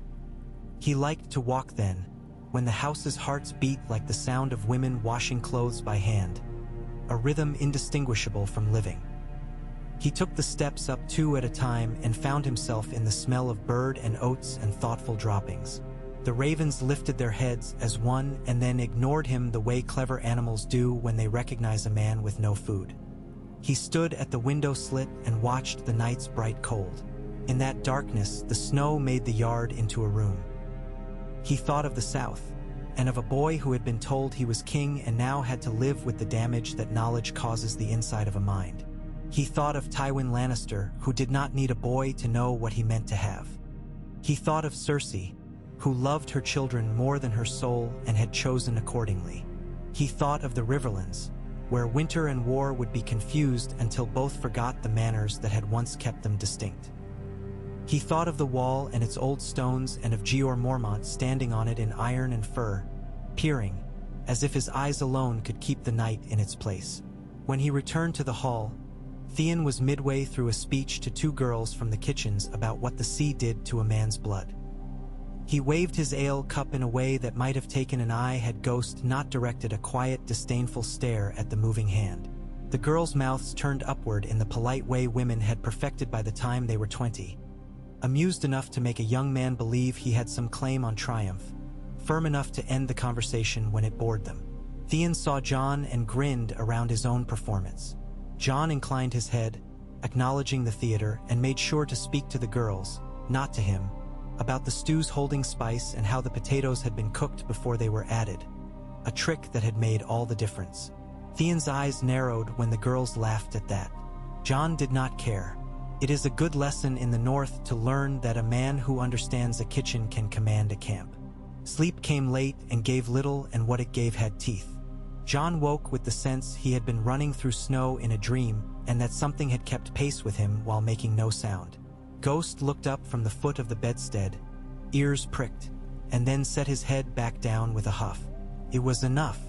Jon dressed with his usual attention to where the wear on a garment told its own story. He went down into the barely light. He found Ned in the yard, cloaked against a cold that had decided not to show its full weight yet. They spoke of the day's list. They did not talk about what had been done last night. Words produce shadows when held too long against a flame. Ned asked him to ride to the grain barns beyond the winter town and oversee the tally there. "I want our numbers and theirs to agree," he said. "If they do not, I want to know why. If they do and there is a lie, I want to smell its breath." Jon saddled his own horse instead of asking. There is honesty in the feel of a cinch that a groom cannot learn for you. He took two men and a boy from the town whose eyes had the keen unease of one who had known hunger and never meant to meet it again if wit could prevent it. They moved out along a road that wore the recent snow like a thing it had agreed to put on just to see if it fit. The air was bright and cold enough to make thoughts precise. They came to the long, low structures where the town's grain sat in vigil and found a steward in a cap that had been mended twice and needed mending a third time. The counting was not dramatic. Seldom is. It meant climbing ladders and measuring by arm and by a rod marked with as many little nicks as a father's belt records his son's heights. It meant testing for damp and tracing grain beetle runs and blessing cats under your breath and then pretending you had not when you remembered you were a man and not a woman of the house. Jon made the marks and the town steward made the marks, and then they compared. "We agree," Jon said, and the steward's shoulders slumped with relief you would not have thought he had been carrying. "I will tell them your name," Jon added, and the man's face did something small and grateful to the idea of being recorded in someone else's ledger. On the way back, a boy shot out of the tree-line like a frightened rabbit and then tried to plant his feet as if he had meant to be where he was all along. He wore tattered green and the chapped edges of a marsh life. "Reed," he said, and held out a little bundle wrapped in a leaf that had survived the cold by stubbornness more than sap. Inside, a tiny frog bone charm lay beside a twist of waterweed, and a sliver of sealing wax stamped with something that could have been a fish head or a spear head depending on how the light fell. Jon took it. The boy's eyes flicked to ghost and then kept their discipline by not flicking again. "Tell your lord," Jon said, "that his quiet words have reached loud ears." The boy nodded, delighted by the poetry without understanding precisely what it meant, and vanished back the way he'd come, which is to say he was where he had not been a moment ago. Jon found his spirits rising for no rational reason. Reed's confidence in the neck made the North feel larger than a map ever could. It meant the world was a living thing. It meant that when the South came, if it came, it would be required to learn to breathe water as well as air. When he returned to Winterfell, the yard had changed its pattern. Men in Bolton colors stood in a knot that was not a knot. Jon's hackles rose a degree without his consent. He saw Theon loafing near them with the slouch of a boy pretending to be a man who did not need to stand straight to be ready. He saw Robb walk toward them with a gait that had learned the trick of authority without entirely believing it yet. He lengthened his stride so as not to watch and thereby not be marked as a watcher. In the hall, Wyman was holed court near the fire's end on a stool that had given up trying to be small beneath him. He held a piece of parchment in one hand and a cup in the other. "From Bravos," he said cheerfully as Jon approached. "A little nothing, a bit of flirtation. The Iron Bank sends regards and asks whether certain notes may be honored at White Harbor without the inconvenience of sending men overland with chests. I have sent them a letter that makes them laugh and makes them do exactly as I want. May the Mother bless venal men, for they make more excellent partners than saints. You intend to route coin through us and tell the South afterwards they have been doing business with the North already," Jon said. "I intend to say that if they will have our grain, they will find it comes with friends," Wyman said, eyes twinkling. "A sack of oats is a man with dirty hands and a wife who has opinions and a daughter who can run. The South likes to pretend there is such a thing as only the sack." "Thank you," Jon said, meaning it, because there are men who sign their vows with ink and men who sign them with cleverness. Both are dear. "Do not thank me yet," Wyman said. "The bank will behave until it is asked to choose between profit and principle. It will choose profit, and we will have to make principle profitable." He sighed. "A man pleased to have a worthy problem. You would do well in White Harbor for a season," he added almost idly. "Learn how to speak to men who can count to 20 with their clothes on. But not yet. Your father will keep you where the heart beats."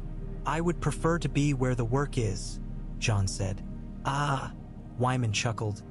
"You are a Stark indeed." The afternoon brought a small storm that came without temper and left without apology. It cleaned the air, and afterward the sky was so bright men shaded their eyes with their filthy hands as if they had been granted a jewel and did not quite know how to look upon it. In that light, everything seemed equal parts honest and vulnerable. The courtyard's footprints became a confession. The wall walked by Robb more often than the others had a shine that made its wet stones look like the spines of a fish. The Godswood's pool went sheet-hard and then thin and then sheet-hard again as the wind played games that had rules no man had learned. When the shadows lengthened and the men who had slept poorly the night before and labored all day reached for meat as if for forgiveness, A rider came hard under the gate with the posture of a message that had left late and was meant to arrive yesterday. He carried the colors of the Rills. His horse stumbled and caught itself and then stood with pride because horses are sometimes terribly like the men who ride them. The man slid off with exhaustion that had decided to keep its manners until the last minute. "From the Risswells," he said to the guard, who caught him. "Men in the king's colors south of the Fever River. Counting, measuring, asking farmers where the road can be pressed and where it will bite." Ned was there as if he had been waiting with his cloak on. He took the man's elbow and guided him into the hall. "Sit. Say that again slowly to Luwin as if words had to pay for their own meat. Then sleep and I will send you back with questions that will keep your lord content and the south unhappy." Jon stood at Ned's shoulder and felt within himself not exactly fear and not exactly joy, but something that shared both their letters. The time for questions asked within a house had arrived at the place where the world would answer in the voice of a man carrying a sword tipped in someone else's certainty. That night the council stayed late and serious. There was no singing. The maps came out, and the small stones that men push around to stand for trees and hills and swamps were pushed around by men who would have preferred to be out there with the things themselves. Howland's neat letter sat in the corner like a small god watching the large gods try to keep their dignity. "They will try the causeway," Luwin said. "They will try to make us come to them where their numbers tell them their courage will be outnumbered by iron." "We will not," Ned said. "We will ask them to come again and again until their shoes rot," Lady Meage said with relish. "Then we will pick up their shoes and string them together and hang them over the road like flags." "We will not meet them with what they ask for," Barbary said quietly.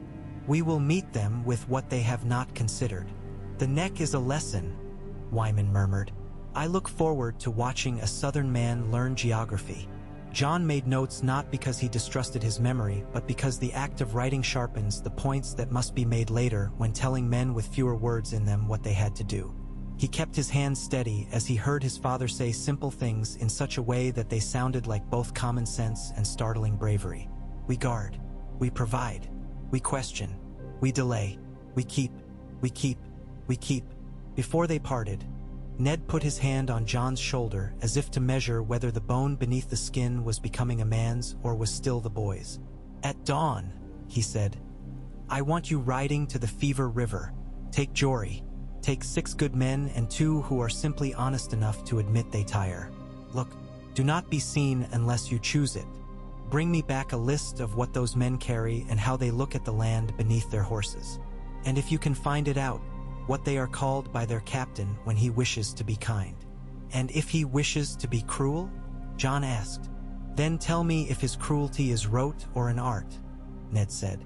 "There is a difference. Both are dangerous, but not in the same way." Sleep took him like a stern mother and released him reluctantly. He woke before he needed to and therefore had the luxury of going back to sleep for 10 breaths. It is a small gift and he accepted it gratefully. He dressed without thinking, hands finding their work, and ate bread and cheese and a warmed onion without tasting any of them because he was already in another room in his head. Ghost stood up with the resigned fondness of a companion who knows a man's habits better than the man does and stretched until his spine sounded like a small bundle of twigs shifting. They left by the east gate under a sky that had decided blue could be a discipline. The snow squeaked under the horses in a way that told Jon the cold had settled but not deepened. The trees held their own counsel. The men rode with the kind of quiet that is not tense, only aware. Jory set the pace that was kind to beasts and men. They did not speak much, and when they did the words were wrapped up and handed from one to another as carefully as hot stones in a snowstorm. The Fever River, when they found it, lay a long brown wound in the white. It did not deserve its name today. It did not steam. It did not complain. It simply went about its work of moving. Jon put his hand over his horse's neck and felt heat enough for a prayer. They left the road and took a deer path that consented to carry men because men had not made the mistake of asking too much of it. After a mile, Ghost slipped forward, scenting, and then came back, head angled in the fashion he used for men. There were men, yes. They smelled of oil and pride and something too perfumed to be called fear. Jory signaled, and they slid from saddles and became part of the low brush. Through the stems and the fine tracery of twigs, Jon saw them. 16 men in livery that carried the lion as if it were a thing that had been sewn on by a proud ant. One with better fur and worse eyes. 3 with horses that looked like they had been asked to carry more than men and had not been asked kindly. They were measuring a ford by the scientific expedient of sending a man across and seeing where the horse lost its footing. The man swore as water found the underskin places where cold gains purchase. The captain laughed without cruelty and then stopped, unamused by his own habit, and told the man to come back before the ice made any new discoveries. Jon watched their faces and not their hands. Hands lie more easily. One man kept his head down because he had learned that if he did so, he would be given less work. Another because he was afraid to look a snow-laden pine in the face. The captain had a scar that had made his mouth clever by pulling it up on one side. He spoke to his men as if he had decided long ago he would not waste breath on anger, would spend it instead on results. He is dangerous, Jon thought without pleasure. He is the kind of man who will understand our questions and hate us for asking them. When they had seen enough and their bones had told them they had been still for the proper number of minutes, Jory eased them back as if they were small stones being pulled out of a jar without rattling the others. They rode the long way back and did not hurry. Hurrying is how men announce to the world that they think they are clever and are about to prove otherwise. Winter likes to watch that game. They returned at dusk, and the light in the yard was the color of old pewter. Jon reported in the solar. Ned listened the way men drink water when they have been given too much ale. He asked sharp questions and soft ones. He nodded only when he had finished his last question, as if nodding early might interrupt the flow of what he would need tomorrow. "Good," he said simply. "Washington eat. Sleep. You will ride again the day after, but not there." Jon left thinking of scarred mouths and the way men laugh when they do not mean it, and of how horses forgive their riders for ignorance because they would not be horses if they did not forgive. He ate ravenously and could not have named one spice in the stew if a man had put a knife to his throat. He slept as if someone had set bricks upon his chest to keep him still. The next day brought nothing, which is to say it brought everything in the shape of chores. The day after that brought another letter from Reed with a sketch of the causeway that had the feel of a poem and a practical shopping list for the carts that would get stuck there. The day after that, a man from Barrowton asked for 5 minutes and used 3 to remind Ned that there were women in the Bar Rolands who could shoot swans on a river by listening to which way the wind made the reeds tell lies. The day after that, the great Jon taught 3 boys to swear in a way that made them taller without making them foolish. When the South's column tried the road, they did it in the careful manner of men who have not yet learned they are foolish. Reed had not prepared the swamp. The swamp had prepared itself. Reed had merely reminded it of its purpose. Wheels sank at first like an apology, then like a betrayal. Men swore, horses laid their ears back and said sensible things with their eyes. The captain with the clever mouth decided not to risk it and turned his good men around and sent his worst to test the other ford. They found it shallower and swifter and safer, right up until the moment a cart slid and pulled the rest, and the teamster's curses came out high because his voice had chosen frailty rather than courage when faced with cold water up to his waist. They pulled out and left a wagon and took a smaller path that had been meant for deer and not for lions. In due course they arrived at a farm that had known this day would come and had placed its cattle where men with orders would be forced to negotiate for the privilege of opening a gate. The captain gave up negotiation and gave the farmer money in the way men do when they intend to remember it and count it in their favor later. The farmer took the coin and the insult and said nothing.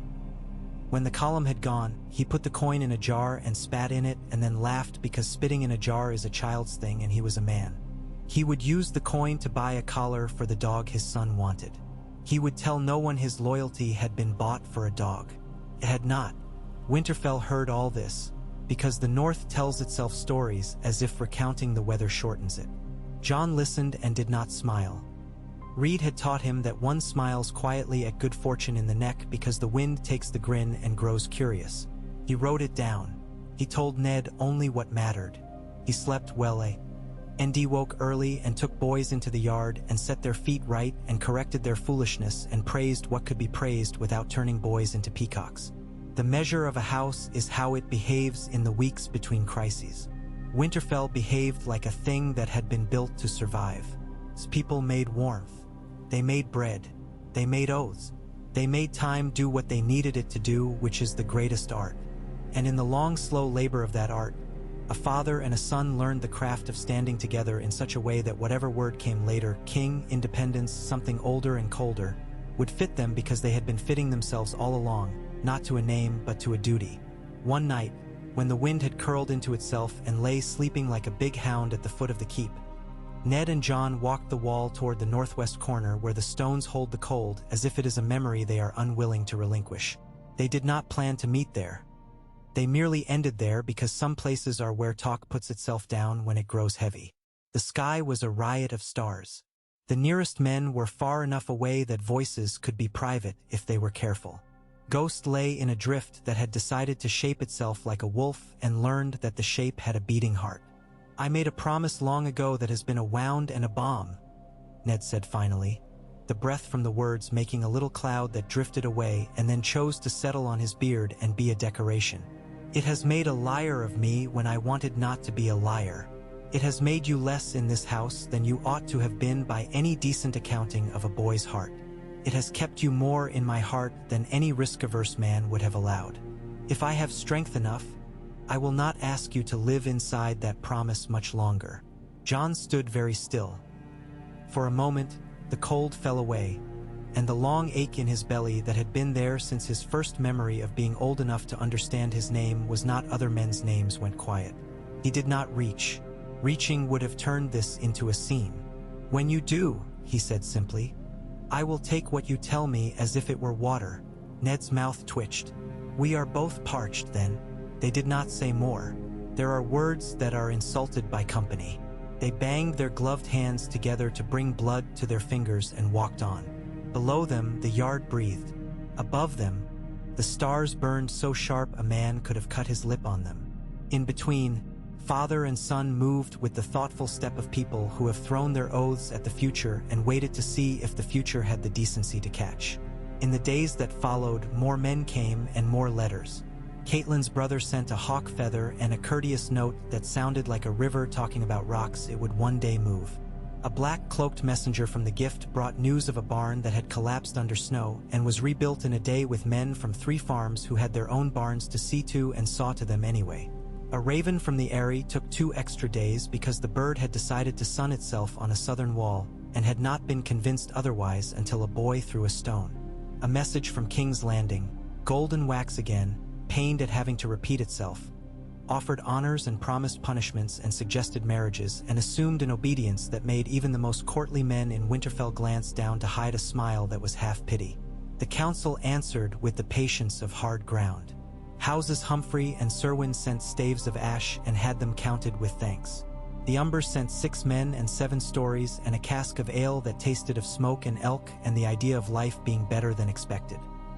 White Harbor sent a box of fish that had been smoked to perfection, as if to remind the South that bread is not all men require. Deepwood Motte sent iron hinges made by a man who had a grudge against doors that would not sit. The Riswells sent a young cow and more apologies than a cow requires, because they could not spare more. No one punished them. There is honor in knowing what you can spare. Roose Bolton took his leave without making the exit matter. He left in snowfall so fine it felt like breath. His men moved in good order. He bowed to Ned and gave Caitlyn a look that had no content in it and told Robb, carefully, how much he had enjoyed seeing him become the man he would be and told Jon nothing at all, which Jon noted and allowed to be a corner of a map he was making. He watched the Dreadfort men vanish in white as if they had belonged to the snow and the snow had decided it wanted them back. When the first word came from the south that men had turned around before Moat Cailin and had found a path that the Neck had been kind enough to suggest, and then had discovered that the path led to a town where the bread had been eaten and the beer watered and the men too busy to kowtow, Winterfell took the information and made it into a plan. Reed's next letter contained a sliver of moss and a laugh that had learned to live on paper. Lady Meage read it and guffawed and slapped the table so hard a cup tipped and was caught by Jon's hand without thought. Wyman promised ships would be available when the sea thawed a little more. He had men who could make their way through ice in a way that would teach southern men to appreciate an Ibonese whaler's stubbornness. Jon slept when he could and when he could not he walked. He found he could feel the shape of the north in the stones under his boot. It was not magic. It was memory. He stopped sometimes in front of the heart tree and did not speak. He stood sometimes in the armory with a spear balanced on his toes and then lifted his foot and let the shaft fall back into a man's hand.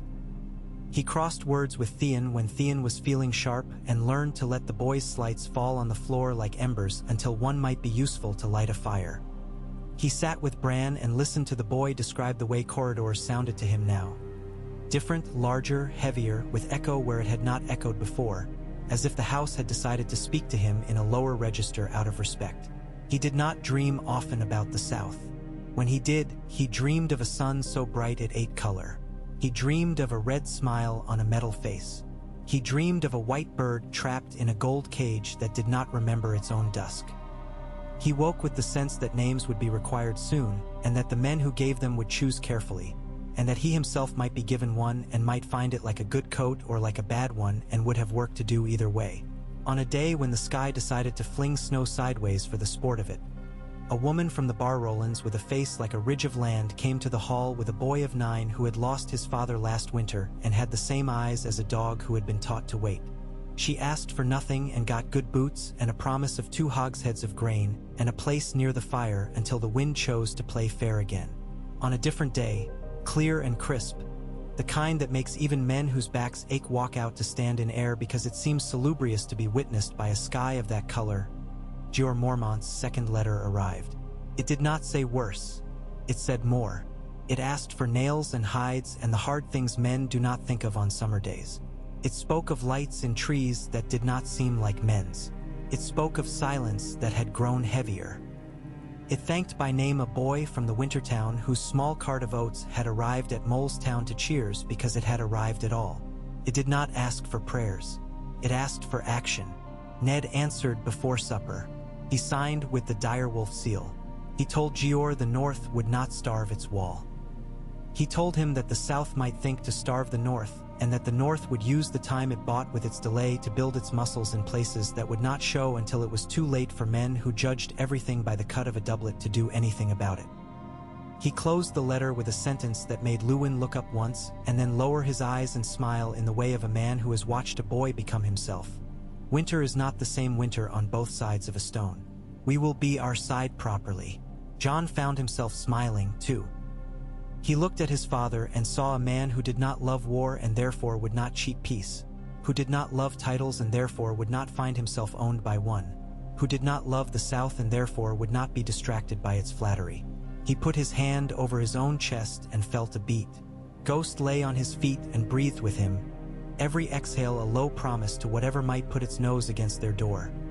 We are here and we are ready, and we will be ourselves until you are forced to be yourself too. He went out into the yard with nothing to do and found everything waiting. Boys who needed the correction of a hand placed at their spine. A man who wanted to talk about a small thing and discovered it was not small.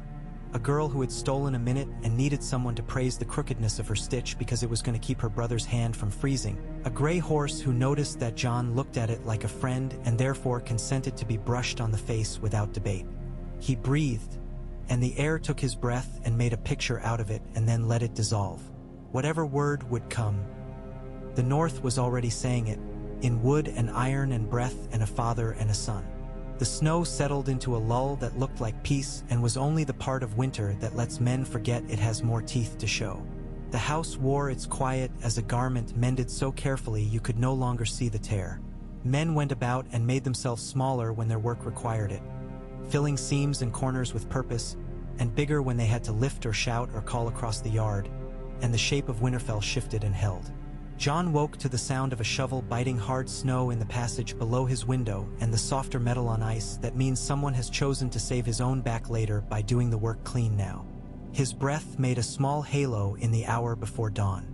Ghost stood, yawned, turned in a circle, and lay down again with the sigh of one who could doze through a storm and dream comfortable dreams. Jon pulled on wool and leather, letting the weight find the joints it knew by now, and went down for bread and broth with a handful of men whose faces had learned their places in the day's map. In the hall, candles guttered in the draught from the eastern door when a boy thought himself clever enough to carry in a barrel without closing it. Caitlin had marshaled the maids and seamstresses and exchanged a new slew of small courtesies with Lady Dustin that sounded like steel under velvet. Sansa stood at her side, not quite as tall as the post she leaned on and more aware than she let on. Arya slid between legs and barrels and bits of talk until she fetched up by the door to the smaller yard where she had been told not to go and went anyway. Bran looked long through a slit in a shutter as if he could read the sky now the way he had read the ground when he ran, and Rickon marched from fire to dog to bowl like a general with a very small army. Ned found Jon outside and together they walked the span of the inner ward, neither of them speaking first because both had learned, here, that words will present themselves when they have earned it. They paused under the gallery where icicles hung heavy and clean, and breathed and watched those breaths become nothing. When Ned spoke, he did not waste the air. "Another letter," he said, "from the wall. It was meant for daylight and came at night. Gior's owl is ambitious and sad." Jon nodded without realizing he had, for the name alone carried a weight he had grown used to holding. "Is it worse?" "It is more," Ned said. He drew it from inside his cloak without flourish and handed it over. Gior's hand had not changed. Practical, impatient, sparing. The content had changed. The first lines were a ledger. Hides, nails, oats. The things men require when trying not to die of cold and of the sudden ways a wall makes men into small bodies. The last lines had a different feel and made the hair lift along Jon's wrists under his sleeves. First Ranger Benjen Stark has not returned from his ranging. He left with 2 men and enough sense to turn back if the weather turned. The weather turned. He did not. I do not waste hope, but I will not pretend I was born with too much of it. I ask for hard men again, and not for grief before grief needs your bread. Jon read the line again and found he had read it right the first time. The air in the yard cut as it had always cut. Nothing under the world moved. But something in him had been made aware in a new way of the shape of absence. He looked at his father and saw the lines in Ned's face had deepened not with age but with the act of holding in the buck that wishes to run. "I would go north now," Jon said, "because a lie of omission is worse than a spoken lie in a house that has taught a boy to say what he means. I would go with carts and men, and I would put my back into it until my back is spent." "You will," Ned said, and Jon blinked to have been answered. "You will go, and Jory will go with you, and you will not attempt any heroics I have not taught you with a broom in the yard. But you will not go yet. Day after tomorrow. The weather wants to tell you a story first." "The weather stories are always the same," Jon said, with the kind of scorn a boy gives to a lesson he knows by heart and hates because the truth of it is unassailable. "The way men meet them is not," Ned said. "We will put grain and iron and hides and men behind you. You will hear me in your ear when you are tempted to be clever. You will hear your own voice saying no to yourself when you are tempted to be brave. Sometimes they are the same act," Jon said. "Not for us," Ned answered. "Not for the work we mean to do." They stood together until the bell told the hour to change watch and the yard rearranged itself subtly around who stood where. They parted with a nod that weighed more than an embrace here, in this weather under these gods. The day warmed to its work like any other. Jon spent the morning not thinking of Uncle Benjen and thinking of him constantly as he drilled boys until their legs found the memory he had asked them to learn. He walked to the kennels and let a small fox-faced dog fuss at his gloves as if the leather held a good secret. He went among the barrels in the long, low storehouses and had his fingers go numb just enough to remind him a man must not count with cold hands. When he came out, the sky had leaned low. The light had flattened.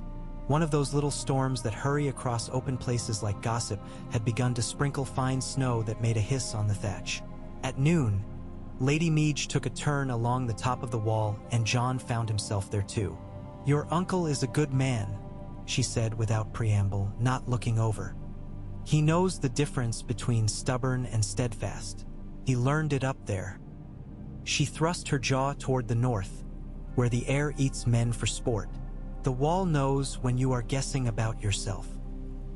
"He is more north than most men I know," Jon said, keeping his tone even because he suspected if he let it be anything else it would turn into a boy's pity for himself. "If he has chosen not to return yet, it is because the earth asked him to stay a while longer." Or because the earth opened and swallowed what he walked on? Lady Meej grunted. Do not confuse the gods' business with the weather's. One of them listens, the other simply is. He swallowed the attempt at a smile. It would have been indecent. I will go, he said again, and she nodded as if he had promised to fetch wood before the house splintered chairs. In the afternoon, Luwin called him to the solar. Ned, Caitlin, Robb, Wyman, Barbary Dustin, and the great Jon were there, and Reed's letter lay like an eel on the table, unrolled with something inside it that looked like twigs and had resolved on closer inspection into a series of hair-thin little reeds cut to precise lengths. He is teaching us a song, Luwin said dryly. The lengths correspond to a path across a section of the causeway we may need to remember by ear if we are to instruct men in the dark who cannot see a map. Howland thinks he is terribly funny. He is, Wyman said, delighted. I love a man who will make me the instrument of his wit. It is the method of the Marsh, Barbary said. They make light with reed. They tell stories with reed. They do not waste a quill when a stalk will do. Don't scowl, Maester. Your chain will not rust if you learn a new alphabet while wearing it. She might have smiled. It was difficult to tell. What does he say about the soldiers? They cannot keep their discipline in wet shoes, Luwin reported. They speak ill of one another in low voices. The captain orders them to speak ill only of the enemy, which would show taste. He has a scar that you can trust only insofar as it demonstrates some man tried once to stop his mouth from talking. The same man we saw, Jon said. Good, Ned said. We have a portrait. Paint some paint around it. What wagons, what beasts, what weight of mail. You did not record the smell of their oil. Linseed, not tallow, Jon said. They shine in their sleep. Then their hands hate them, Lady Meej decided. Good. Men with sleek armor forget it makes hard work harder. Write to the Marsh, Ned told Jon. Tell Reed that his song is appreciated and will be memorized even by men who can barely remember to cover their heads when they piss. Ask him to slow those men until their commander begins to think too much. A man who thinks too much on a road where he has not been invited will show you his throat of his own accord. Jon wrote with the reed laid beside him on the table like a guest he meant to honor. He made his letters neat without prettiness. He asked Reed to hum the path of the geese back to their nests because men do well to pretend decency when asked to. He folded the reed into the vellum as if sending back a token, and when the raven took it, it stepped onto the air with the practical arrogance of an old soldier who had known too many wars to be impressed by a new one. Sleep came in pieces that night, not because he fought it but because the house offered him small sharp moments of waking, and he envied it too little to ignore them. He woke once to the sound of a door closing somewhere as if the man had negotiated with the wood. He woke once to the sensation of ghosts standing very still at his feet, nose pointed, not bristling, only present. He woke once to Sansa singing to herself beyond a shudder, soft and uncertain and sweet, a song about a garden where nothing died except pride. He slept each time again the way a man drinks from a wooden cup and finds the taste of the cup inside the water charming. The day chose to be clear and cruel. The sky had sharpened to that blue that cuts, and the wind had decided that men needed to be reminded of what it could do to ears. Jory had the escort ready before first light, which is how a good captain tells a lord that he has understood. They had 6 seasoned men and 2 whose honesty about their limit would buy them years. They had a sledge for the worst of the path and carts for the part beyond the forest that pretended to be a road. They had iron bands around the wheels and enough oil to keep a squeak from giving them away if they need. To move quiet.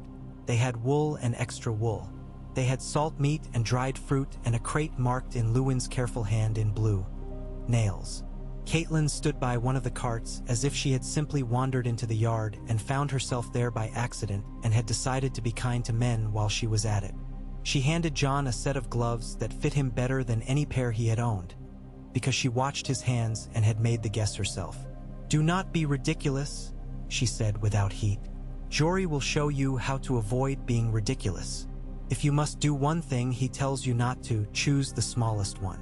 Her mouth did not smile, but her eyes softened for a heartbeat into something that carried him 2 miles down the road. Robb came with gray wind, who had decided to be very dignified with all these preparations and moved slowly, as if not to embarrass the horses. "I will keep the house's breath even," Robb said, clasping Jon's forearm and then pulling him into a brief, fierce embrace that took both by surprise. "Bring back word with bones in it." "I will," Jon said. He wanted to say something better. He had nothing better than that and found he was satisfied by the lack. Ned put his hand at the back of Jon's neck like a man measuring the truth of a boy's height. "Ride," he said simply. "Do not make a scene. Scenes happen by themselves." They rode. The cold bit and the sun burned without warming. Men talked as little as they needed to. The sound of iron and leather made its little familiar music, and the horses made their low commentary about what lay ahead. The road was a lesson. It had repaired itself in places by taking on ice. In others, it had remembered it was only dirt and deferred to the notion of bog. The trees at the edge of the Wolfswood were kind until they remembered they liked to roar when the wind had its way, and then they showed Jon what a boy feels like under a story told by an old man who does not care whether the boy sleeps after it. Past the village that had decided to keep its doors shut tight no matter who rode by, the King's Road learned it was not always a King's Road north of the neck and became humble for a spell. The Fever River had clothed itself in ice at the edges and moved dark in the middle with a steady purpose that forbade jokes. They made camp in the lee of a tangle of so-called trees that were really men's mistakes from the last war with the weather. Jory parceled the watches without making obvious that he had arranged it so the weakest of the men could keep the last, which was the hour when you are most likely to mistake your own breath for an intruder's. In the coldest part of the night, Ghost went from man to man like a white thought, tasting breath, reading the snow. Jon stood with him and looked at the sky, where it seemed to him the stars were a little more insistent about being themselves. He found his mind had gone quieter on the matter of Benjen. It is hard to keep grief at full fever when you have to keep a fire going and the wood is green. The world insists upon itself, and the insistence is a kindness. At daybreak, a man stood on the edge of their camp in garments that were not really green or brown and were plainly both. He raised a hand and then pointed with two fingers as if to say, "This way." Jory had Ghost smell him hard before he permitted the gesture to mean what it meant. The Crannogman did not complain. He complimented Ghost silently with a small bow that would have looked foolish in any other man and was here all courtesy. They followed him into air that had decided to be water in places and found that the ground itself had thoughts. It did not wish to be firm where feet wanted firmness. Preferred to be a suggestion. They stepped where the guide told them to and the horses learned to be humble. After a time, the land drew itself up into something like a road that had been told to stand by and ready until called and had been called. Broken towers loomed at odd angles as if they had been drunk for years and had not yet admitted it. Wind whistled through the murder holes and the crenellations and made a bleak piper of the gatehouse tower. Moat Cailin did not impress a man by height or by decoration. It impressed by the way it sat where the world narrows and refuses to open again without permission. Jon stood and watched it take up space. The drunkard's tower had fallen in on itself ages past and left a spill of stone that looked like broken teeth at the mouth of something. The children's tower huddled against its neighbor's shoulder as if cold. The gatehouse tower stared down the causeway and did not blink. Reed had sent no feast, no retinue. He had sent 5 men and a girl and a boy and a fire that did not smoke where it should not and did when it must, as a decoy. The girl could have been 15 or 19. She wore a net of little bones in her hair, as if she were carrying a school of silver fish without their shine. The boy had eyes that knew too much for an age with down on the lip. They stood together like people who enjoy wind. "Mira," the girl said with a small, abrupt smile at Jon's face, which she had plainly weighed and found adequate. The boy bowed and did not give a name, out of a sense that names are a matter for after the first story has been told. "Father had a letter in your hand. It was like all Reeds, direct, and likely to bend or to cut you if you insist on misusing it." "Jon," he offered. "Jory Castle." He named the rest because Crannogmen like to know exactly how many weights a thing claims. Mira nodded as if counting had been done on her side and had matched. "We held them yesterday on the far ford," she said. "They are not brave, but their captain does not let them be exactly foolish either. He is calculating and resents having to sweat.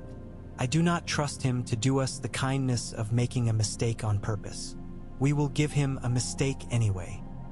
Her brother smiled, not with his mouth. "He does not understand mud." They showed Jon how the shallow water made a sound different by a half note when the wind's hand was in the reeds from this side instead of that. They laid maps with reed on the ground that meant a path by their lengths and a warning by the way two lay parallel without touching. They told him where the bog had a sense of humor and where it had none. They led him into the base of the gatehouse tower by a door that had to be felt for with a hand where the stone had canted and remembered how to be earth. They took him up into the wind and out onto rock where a man could see men who did not want to be seen. And he learned the smell of an army that does not deserve the word yet. He counted men. He counted horses. He counted carts and tried to guess at their weight by the way the wheels rutted. He watched the captain put his hand against a tree trunk with bare palm and thought, that one uses other men's time in the way a thrifty woman uses cloth left over from a gown. They sent 2 men back to Winterfell with what Jon had learned while he stayed to learn more. He sat at Mira's fire and listened to Reed's children tell the kind of story that begins in the middle of something and then goes back to tell you why the beginnings were shaped the way they were. He did not tell stories in return, not because he had nothing to say, but because he had learned that a man who watches will have to spend his words more wisely later. Mira's brother brought him a piece of flatbread cooked on a stone with roots that tasted like onion. "Jojen," the boy said finally, as if the name were the end of a long argument with himself. "You will go back soon." "I will," Jon said, "and then I will come again." "We will be here," Mira answered. "Or we will not, and you will still find us." She knelt to mend the twist of a net with the little bone needle as deftly as Luwin cut quills. "Tell your father that 100 men could hold this place if they had to and if they were willing to learn their work with dew froze in their eyebrows. Tell him more if he is willing to send fewer men and name it cunning instead of hunger." When they rode back, the road seemed shorter in the way a road seems shorter when a man has taken the trouble to make its acquaintance. The men were in better cheer than they had been earlier, not because their bodies had suffered less but because their minds had done more. Ghost ran circles in the snow that might have meant joy in a man. In a wolf, they might have meant that he had too much energy in his bones and the world was a big door under his paw and he liked to open doors. They made Winterfell at nightfall under a sky that had decided to show the first pricks of light early. The air so clean it hurt. Jory peeled away to see to the horses as if they were men. Jon went straight to the solar, where Ned waited with a cup he had forgotten to drink. Luwin had 3 little piles of small stones arranged in a way that meant something to him and that no one else would guess right unless Luwin told them. Jon spoke and Ned listened as if absorbing heat through his skin. He told them of Mira's map made of reeds and of Jojen's silence that had not been empty. He told them the numbers and the smell of the oil on the harness and the way the captain had laughed without delight.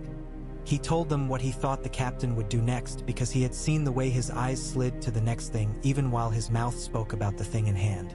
He told them Reed's claim that 100 men could hold the place if they were willing to learn to be crannogmen for a season. Ned closed his eyes for a breath that was a wordless curse and a blessing both. "We will send 100, he said, "and another 50 stretched from causeway to make the marsh speak in our voice. We will make sure the men we send are not the sort who call bog devils names as if insult changes a map." He looked at Luwin. "Write to Howland and tell him to throw back any man who looks too proud of his beard. Send him men who have built their own houses and mended them without complaint. We will keep the showmen here to polish their buttons where people who like that sort of thing can see them." "You will lead them?" Robb asked from the doorway where he had stood long enough not to be a boy. Jon turned and discovered his brother's face had changed by an inch somewhere his eyes had not been. The question was a test only of timing, not of courage. "I will," Ned said. "And you will come to meet me after a week with provisions and orders I am waiting to hear from the gods. Jon will stay here until I call him to Queen's Crown or Greywater, and he will spend the week learning to keep a house ready when most of its men have gone to learn how to be Marsh." Caitlin said nothing until the small arrangements had made themselves. Then she said, "We will keep our daughters safe and our son busy and our larders counted, and we will not, any of us, make speeches. Her mouth had that settled firm to it that means a woman has reheated war for dinner and does not intend to complain. They made ready without a parade. Men packed, men checked straps. Men kissed girls the way boys do when they are trying to seem men, which is soft and sullen at once. Men knelt briefly in the Godswood and pressed their palms to bark and found their minds wandering to whether the loop on their right boot wanted a patch. Men went to the sept and confessed to sins they had committed and few they intended to if the winter turned them wrong. Howland checked girths with an eye for leather that told men their horses were safer than they were. Mikken cursed 3 spearheads into better temper. Wyman gave a speech about the virtues of soup that made men laugh until they listened and then remember it later when their bellies had begun to hate the cold. The great Jon brought his own cask and made men drink in moderation by pretending a moderation until the last moment. When he grew very sober and began to talk at the fire about the kind of mud they would meet and the kind of boots that would keep them friends with their feet. Roose Bolton came and did a courteous thing with a half-bow and then managed to make the act of leaving feel like a clever riddle. Barbary Dustin spoke to the men from the Bar Rollins and told them what they already knew but needed to hear again from a mouth that was not theirs. Do not give a southern man the satisfaction of seeing you scrape mud from your boot with a stick like a lord, she told them. Use your hand. Let him see whose land you are walking. On the morning they left, the yard had become a stage for breath, and each exhale drew clean new lines. Ned stood encased in fur and iron and leather that had been softened with oil until it did not make a song with every step. He kissed Caitlin on the brow and she accepted it as a field accepts rain. He clapped Wyman's shoulder as if it were the hood of a cart he trusted. He pressed his palm to Jon's cheek and then to the back of his neck, and the pressure said more than the look Ned gave him with his eyes. I will not die near a swamp, Ned said in the casual voice of a man promising to eat his dinner. It offends me. Do not let Reed hear you, Jon said. I will tell him I meant only those unworthy of the name, Ned said, and the corner of his mouth creased. They went. The sound of hooves on frozen earth does not make poetry. It makes a practical progression of noises that assure a man the world beneath him is holding. The party turned, and the yard changed its shape as it always does when men leave. There is a hollow left and a brace as the house leans into it. Jon took a long breath and released it. He turned and began to do the work a man does when his father is away, and he means to return the house to him in the condition he left it in or better, as if it were a shirt the mother had lent with a warning. Those days taught him a deeper version of the discipline he had already learned. Bread became arithmetic. Oil became insurance. The weather became enemy and friend under different masks. Robb learned to divide his hours between doing and being seen doing, because men draw strength from a boy who appears where they do and speaks at the proper volume. Jon kept to the edge of things and then stepped into the middle when the edge began to fray. He walked with Lady Meege to heal a quarrel about who would haul dung now that so many backs had gone to the causeways. He went to the kennels and had a long talk with the master there about which bitch would whelp when and how many pups they could hope to live to spring. He sat with Luwin over lists and learned to love the little flourish the maester sometimes left on a number when he had achieved perfection with his quill. Word came in strands, like hair being braided. Ned's first letter said the Marsh had decided to not be cruel if asked politely. They had their 100 in the towers and 6 dozen crannogmen in reeds and nowhere and everywhere. They had an oven made clever so it smoked on one side while showing the southern men its smoke on the other, so that the enemy would overestimate the number of mouths being warmed. We move in ways that please the neck, the letter wrote, and Jon felt some private pride for his father's brevity acquiring a taste for other men's ways. A day later, another letter from the gate at Moat Cailin. The Crown's men had tried the weather and found it did not enjoy jokes.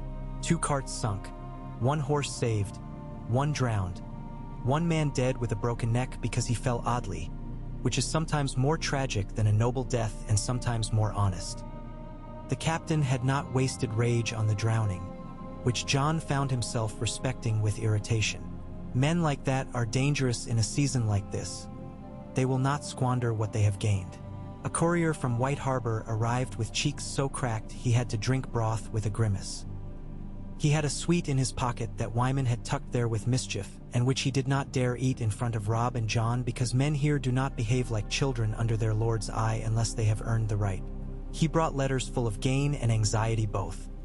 The bank sang back to Wyman in chanter's tones and said it would be willing to honor notes that had to do with grain, and with iron if White Harbor would honor the banksman's desire for a better winter cloak. "We have been reduced to bribing sensibly," Wyman wrote. "I prefer it to most other things the South calls policy." Crows flew gaily and inconsiderately about their own business. Gior's birds came when they could and sometimes when they were not wanted, and then it was discovered that they had been wanted after all. There were more mentions of small signs that add up to larger if a man is counting. A ranger had seen a tree weep sap like blood. It was only a fungus, perhaps. But perhaps not, said the tree. A half-dozen skins of wine went missing and turned up in a drift under footprints pointing the wrong way. 2 corpses attempted to get up and had to be persuaded not to with fire. It had taken longer than men liked to write in letters. The men of the watch wrote their names a little more carefully after that, as if they needed proof they existed. Ned's 3rd letter arrived with edges melted a little where the seal had been pressed in a tent warmed by 5 men's talk. "We had a visit from the south," it said. "A man with a scar drawing his mouth up and a politeness taught in a hall where politeness is used as wool to wrap a hard thing. He brought his own cup, which is an insult in a place where men have left cups to receive him for years. We took it as a favor. He told me he had been told to put a measure to the sons of the north. I told him the sums would not be the same if done in winter. He does not like to have his food eaten with his letters. The Marsh likes eating his letters very much." Jon put the page down and allowed himself the smallest laugh of the week. He took it across to Caitlin at her table where she sat with the seamstresses and said the names of the women attending to certain tasks under his breath. She did not look up. She did not need to. She recognized Ned in the rhythm and breathed more easily. The Godswood held its silence like an old man holding a secret drinking flask. It took a little and made much of it. Jon went there more often now. He did not pray with the eloquence of a sept. He stood. He pressed his palm. He thought of bark and of the little black flecks in the white, and sometimes of Lyanna's statue in the crypts and the way the stone had been kissed smooth under the eyes by hands that had not been his. He found himself standing in the crypts one afternoon with Rickon on his hip because the boy had decided to be heavy that day, as if he wished to prove a point to gravity. They walked between the old kings as if being quiet were a true tongue both understood. "Who is she?" Rickon asked, pointing in the absolute way small children point at faces that have moved the bar in the room. "Your father's sister," Jon said. The words did something inside his chest like wind finding an empty flute. Rickon reached out a padded hand and touched the stone where the hair had been carved to lie in waves. He hit the cold with his palm. He laughed and withdrew. His hand warmed again. He put his palm back. He was learning a lesson he could not have said aloud. That some chill is bearable and some is not to be trifled with. At supper that night, Barbary Dustin spoke to Caitlin where they sat a little away from the center of noise. "Your husband stands where men have stood who have called themselves kings," she said without malice and without warmth. "He stands better. He does not use the word. It is a relief. Words make things too. Hungry too soon." Caitlin cut a piece of venison with the air of a woman who remembers what a field looks like when it has been seeded properly and does not need to be stared at until it sprouts. "He will use the words when words have earned the right to clothe what is already standing in truth," she said. "Until then we have meat and cloth and sons to busy and daughters to teach and men's pride to ruin gently for their own good. I have enough vocabulary for the season." "You do," Barbary said. There was something almost like admiration in it, and something older and sharper that had to do with Brandon and a horse and a hand promised and then unpromised. She looked toward Jon without making a show of it. He felt her glance like a cold coin dropped into his palm from a great height, hard and precise and not to be refused. Theon's letter came 2 mornings later with the tang of salt in its fold, though it had crossed only land. He had received it out in the yard, and he held it as if it were a fish that had decided to lower itself to his hand for its own reasons. He did not know whether to be pleased or insulted. Jon found him in the armory not reading it. The air stank of oil and the good honest smell of sharpened metal. Theon had his mouth set for insult and for wit both. "From Pike," Theon said without being asked, which in him was a signal that the thing mattered. From my father and from a woman who signs her name Asha and does not care what men believe about sisters. Will you read it? Jon asked. Theon's eyes shuddered. On a day when the wind comes from that direction and I feel like being told who I am by a man who traded me like a piece on a board and a woman who would cut off my ears to make me hear better. He folded it without creasing it seriously, a care he did not know he was showing and would have laughed at if accused. What does your letter say? That my uncle has not returned and my father has gone to teach a Marsh to obey, Jon said. Then he will be happy for once, Theon said, and was, for a blink, kind. The day Ned's next letter came, it came with another from the south, heavily perfumed as if scent could make words less brittle. Jon did not read the royal thing. He saw how Luwin's lips tightened as he did, and that was enough. The Stark's letter was small and smelled of damp wool and cold iron. It told them that the Marsh had turned 2 small groups back and stolen their boots like a prankster, and that the captain with the clever mouth had chosen to not lose more men to humiliation.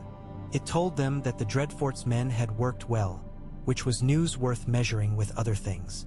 It told them that Ned had walked out alone onto the stones 2 hours up the causeway in air that had decided a man looked good with frost, and had stood and looked south and then north and then east and west, and had named each direction out loud as if to remind the world he knew its parts. I am coming home once to speak with you, it ended. I want you to walk with me where I used to hide as a boy and show me where you have hidden since I was wrong to leave a boy needing to hide. Jon put down the parchment and went to the place under the eaves where the icicles were lances and no one had yet knocked them down. He hit one with the heel of his hand and shattered it.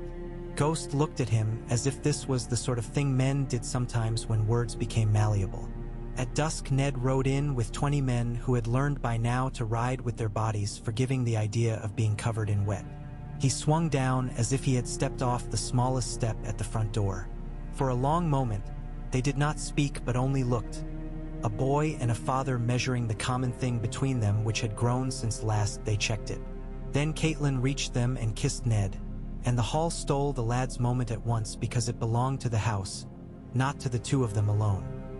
Later, when meat had been eaten and the men whose humor had sustained them became staggering poets, Ned drew Jon by the elbow out into the walk above the yard, where the snow lay crisp and untouched as if it had been laid down just now by the hand of a careful gods. They walked.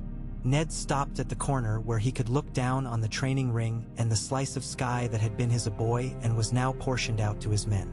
When I was small, he said, I thought the world would tell me where its edges were. I have learned instead that you must discover them with fingers and with failure.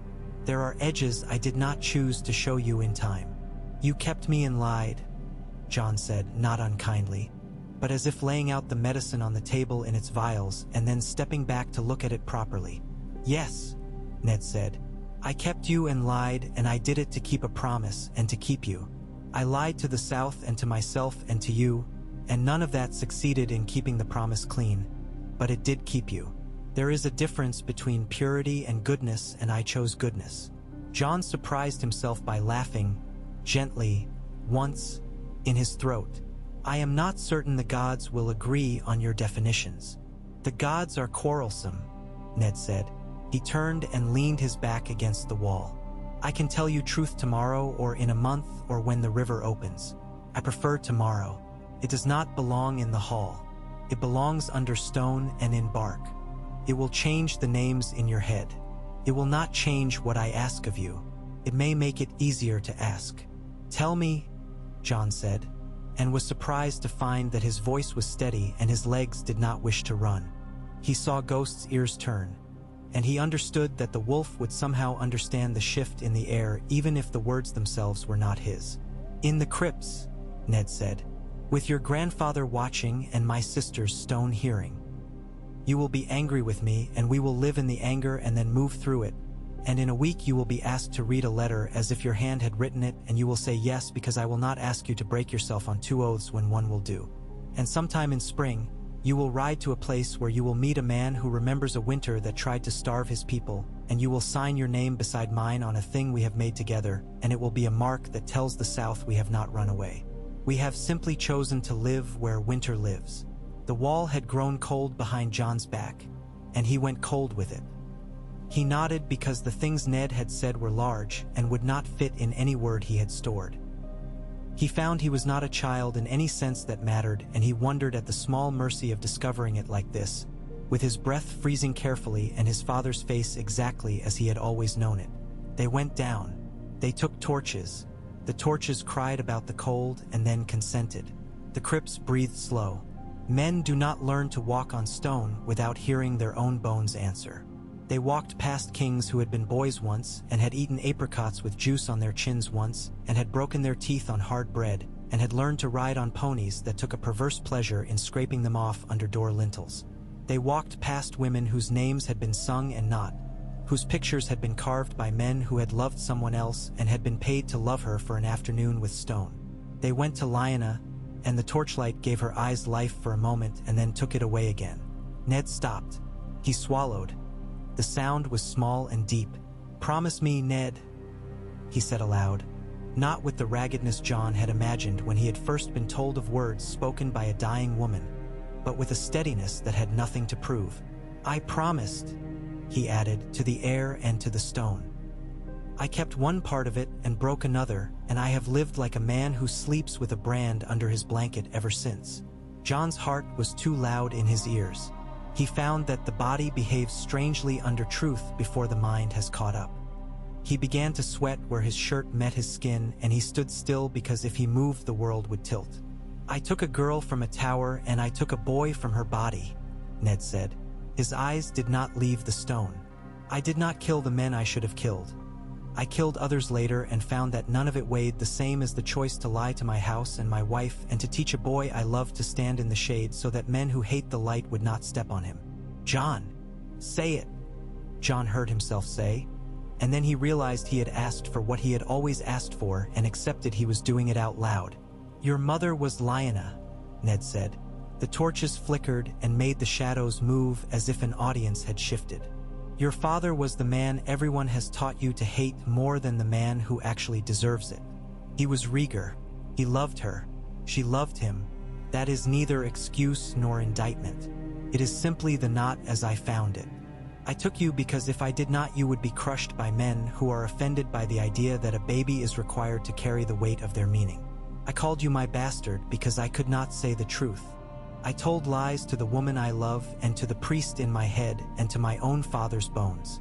If you cannot forgive me the manner, know at least that I would have died before not keeping the promise to keep you." The world narrowed to the parts that wanted to be sharp and widened to the parts that could not afford to be. The stone of Lyanna's face was warm where the heat of the torch had lingered. The cold of the crypt was as it had always been.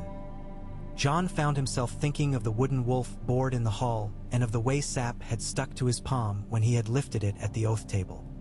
He discovered he could put his hand flat to the stone and not wish to smash it.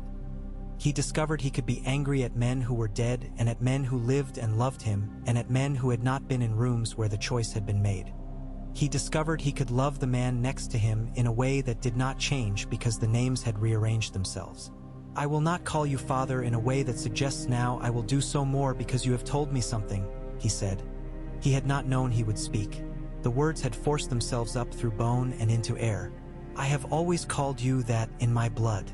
I will call you so tomorrow and the day after. I will call you so when I am angriest. I will call you so when I am proud. I will ask you to forgive yourself, and I do not care if you do not. Forgive yourself anyway." Ned leaned against the stone not from weakness but as if asking it a favor. "You are my son," he said, and there were two meanings in it, one that made the stone warmer and one that made the world bigger in the wrong places. "And you are not, and you will be asked to be both. You must learn to accept the grief of it as a price for the right to stand in front of a house and tell it what to do with its bread. You are the North's boy who will become a man here, and you are something else the South will find it cannot use to batter us." Jon had room suddenly in his chest where there had been none. He had a sudden desire to sleep on the floor in the hall where he had done so as a boy when he had pretended to be a hound. He had a sudden desire to run and to stand still and to touch a tree and to stand on the wall and count. He had the sense, too, that the anger that would come would be honest, and that it would serve them both if they did not lean away. He put his palm on the base of Lyanna's carving and left it there until the cold made him a better man. They went up. The torches complained again. The air on the stairs felt like water, and then it felt like air. When they came into the corridor, where a woman had gone past with a basket of linen a moment before, where a boy had scuffed mud from his boots and been told to use a brush, where a dog had sneezed, the day had already rearranged itself to contain what they had done at its heart without letting any of the edges fray too badly. They did not speak at once. They moved through the house together and then apart, each to his duty. Jon went to Luwin not because he wanted to tell him a secret and make him an accomplice. He did not and would not, but because he needed to borrow a particular map of the neck that the Maester had cut cunningly from calfskin and backed with linen, and had taught to fold in such a way that a man on a horse could consult it without removing his gloves. Luwin asked no question. He had the air of one who knows that men's faces sometimes carry their sense of having been made bigger by a single thing, and does not feel the need to make words enter the room as if they might disturb the fit. Robb found Jon later by the butts. He said nothing either at first. He picked up a bow. He strung it. He shot 12 arrows in a rhythm that was almost like a song and not at all like one because Robb was careful to be his own music. He lowered the bow, and he looked at Jon as if the day had decided to let him see. "You can tell me when you are ready to have the story turn into words," he said. "Or you can never tell me, and I will stand where you tell me to stand, and I will count properly when you ask me to count." Jon had not known that a brother could say a thing so true and so simple that it named a corner of the house and made it safer. He nodded. He took the bow and loosed and missed and then loosed and hit and did not pretend the second arrow was a triumph.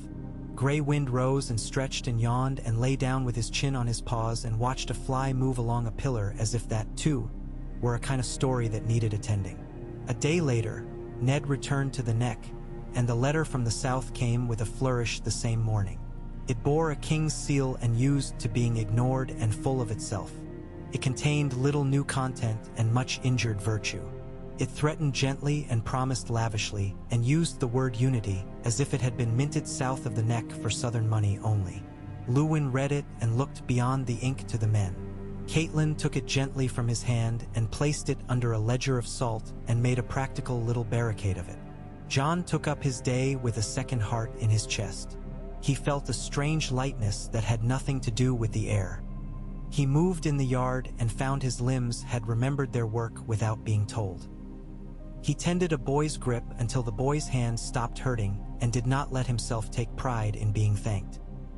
He put his shoulder to a sledge with two men whose names he did not know as well as he meant to by spring, and learned the sound their breath made when they were not pretending to be fine. He stood where the house stood and found that he knew where its edges were, for the moment, and dared not look beyond them lest he run howling or laughing. He did not run. There is a small season in the dead of winter when the sun throws light through a high window and puts a square of gold on a wall that does nothing to warm the room but reminds you that something outside still insists upon brightness. Jon stood in that square when the couriers from Moat Cailin came steaming with their news. He stepped out of it and took the words with his hands and brought them to Ned's table like bread. The next days were work, and the work was life. Rhaena the baker went into labor and had her child beside the oven they had done there sums beside all winter. It was a boy with a scalp like a plum, and his father cried in a way that made the kitchen both annoyed and happy. Arya tried to stitch her finger to a sleeve and failed only at the last minute, among three girls pretending not to have bets on whether she would manage it. Sansa smoothed a quarrel between two women over whose turn it was to pull the pump for the east cistern, and did it with such charm both ended saying they had been foolish when they had not. Howland took a kick in the thigh from a mare who had opinions and cursed for 20 minutes straight in a way that made boys want to applaud. Mikken taught Theon the difference between a bevel that wants to bite and one that will slide, and Theon learned it almost entirely because it was secret knowledge. A letter came from Lisa Arryn in a hand that had never learned to do anything quickly and excused the veil from anything that might inconvenience a woman who believed the world had been arranged to offend her. Caitlin read it and laid it down and smoothed it and said, "She will learn when hunger knocks how loud a sound it makes in a cold hall." Ned read it and then looked at the wall and then at the Godswood and then at his wife and said, "We will not ask the veil to be other than it is, and we will not trust it to hold weight it has not held since Jon died. We will let it be a mountain and walk around it." Gior's raven brought a small strip of cloth that smelled of pine smoke and winter apples. The letter said only, "There are eyes in the trees that we know and ones that we do not. I have thrown words at them that are not words, and they did not answer. I will keep throwing. Send us men who have learned not to answer either unless their lives depend upon it." Jon wrote a letter to the watch, and then another to Reed, and then another to his father that contained only a list of items and not a single flourish. He found comfort in such a letter. Words that indicated only numbers and locations had a dignity that full sentences sometimes did not. Robb wrote a longer one to Ned that had a joke in it about Greece and about the Grachan's ears and about one of the cooks, and burned it and wrote it again without the jokes. Caitlin wrote none to Ned. She had known him when they were children and had learned he did not need a letter to be reminded of what she wanted. Then, because winter believes in punctuation even if it does not believe in music, word came from the stony shore.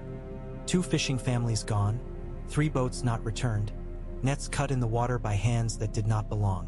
There were gray sails seen dimly offshore and a torch in a day fog.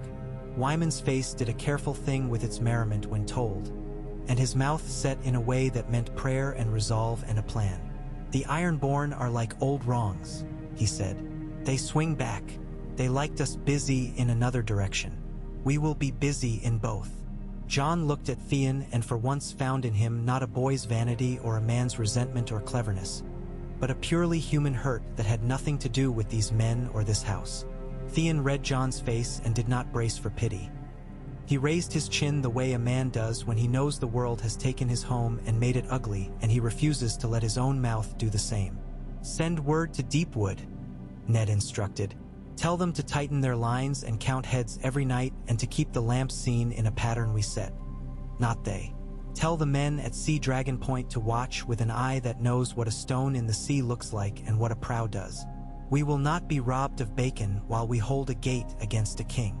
The strain did what strain does to good wood. It hummed and did not crack.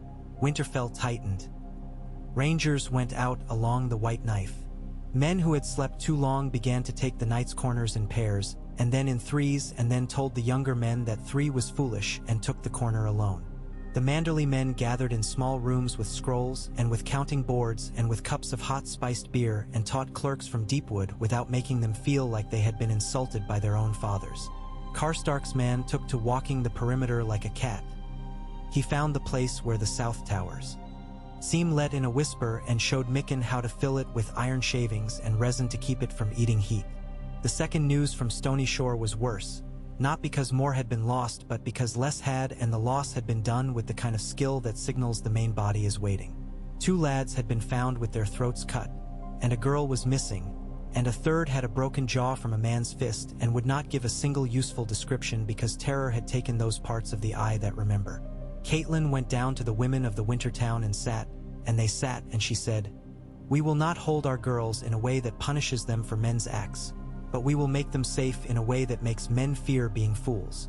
The women nodded slowly and went about making their daughters ugly with pride and dangerous with knives. Ned's letter from the Marsh was a line and an instruction. If they come north with more than the captain has brought, they will find the kind of cold that keeps the neck firm. I want 200 men from the long lake who do not lie when they are proud. Send them with Jon. It is time for him to see the towers under snow and under men who will die there if asked. Jon read it and did not experience a swell of any particular emotion beyond the relief of being told what to do.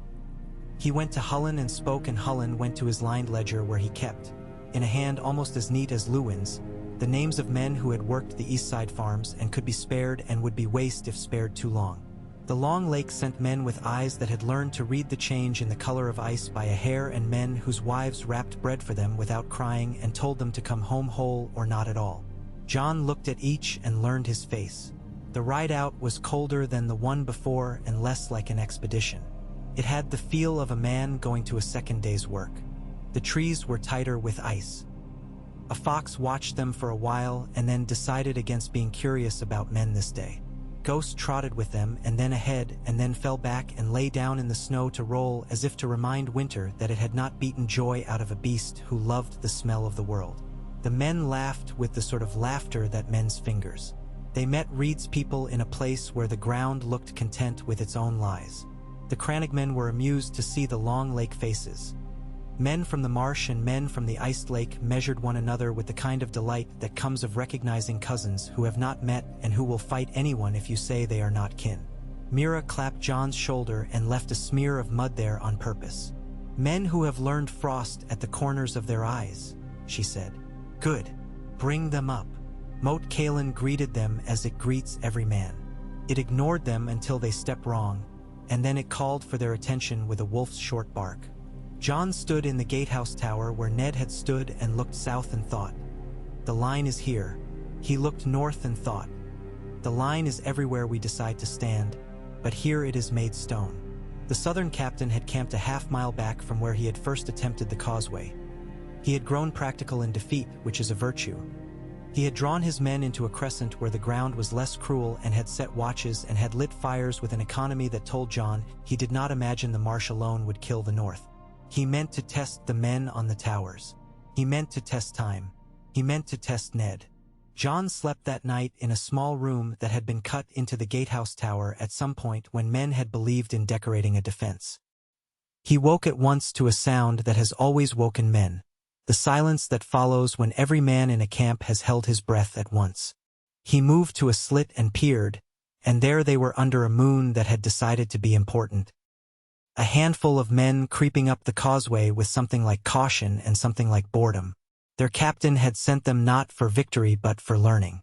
The men would die in a learning, then. Jon put his hand gently along the wall of stone the way a man touches a friend's shoulder after a jest that went near past decency, and made himself watch until the first arrow found its man and the second. The next day he took the Long Lake men along the path Mira had sung and showed them what reeds to trust. The day after he sat with Jojen and learned how to listen to frogs change their call by a note when something heavy passes beyond a bend in the water. The day after that a raven arrived with a flame-colored pinion among the black, as if the bird had been dipped in another fire briefly. It carried Wyman's latest. He was moving coins in and out of hands as if they were oysters, and men at White Harbor were being forced to learn to pull at knots without complaining. He made a joke about a banker who had fallen on a patch of ice and been saved by a man in sealskins. The banker had then offered to buy the sealskins, and the man had persuaded him to rent them instead. Ned arrived 2 days after that, and stood with Jon and Reed's children and the Long Lake men and looked south and said, "They will not bring more than they dare until spring. Between now and then the Ironborn will snatch at us like gulls and we will slap hands. Between now and then the Watch will grow hungrier and angrier and we will feed them and ask them to run on anger. It is good fuel. Between now and then the South will learn that the North's polite letters are a rebuke more deadly than curses. Between now and then we will teach our children the sound a frog makes when it is the wrong frog." He turned and put his hand on Jon's shoulder and left it there until the stone of the gatehouse stopped, remarking loudly at the cold. "You will go back tomorrow," he said. "You will carry my words to Winterfell that will be embroidered, and you will burn the ones you cannot. You will walk with your mother down to the water where she does not like to be cold, and you will hold her pail as if it weighs what it does. You will tell your brother to keep his chin level and his hands relaxed and his eyes open. You will tell Wyman we will send him fools in fur and not bankers if he asks us for soup again. You will tell Theon that if his father sends raiders into the cold to prove a point, the cold will do the educating for us. You will tell the girls to turn their stitches under when they knot and the boys to wash. You will tell the house I stand not at the head of a parade but at the hinge, and the door is moving." "I will," Jon said. "And when they ask me if we are—" He did not say the word. He let it hover like breath. "We are who we are," Ned said. "And when the South asks us to write it in their book, we will write it in our hand on a page we have made with our own pulp and inked with our own soot. Between now and then we will eat and teach and not be stupid." Jon rode back with the cold behind him and the damp in his clothes and the smell of another man's oil in his nose. He rode with the Long Lake men and found that 2 of them had an old joke between them that had gotten them laughed out of a hall once and now was theirs. He rode and thought of the crypts and of the torchlight and of Lioness Stone and of the word he had wanted as a boy and the word he had not known he needed, and how both could live inside him without war if he tended them properly.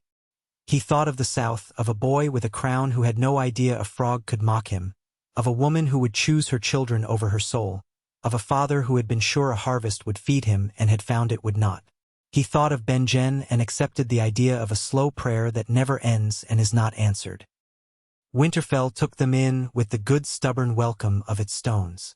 The gate let them under and then shut again without a creak. Robb met him and saw what was in his eyes and said nothing, and that was better than talk. Caitlin took Ned's letter and put it down carefully, and then looked at Jon for a long moment and nodded once. Wyman roared at a joke that would not be told until later. Lady Meege cuffed Arya for calling a spear haft a staff in front of Mikken, who pretended offense on the spear's behalf.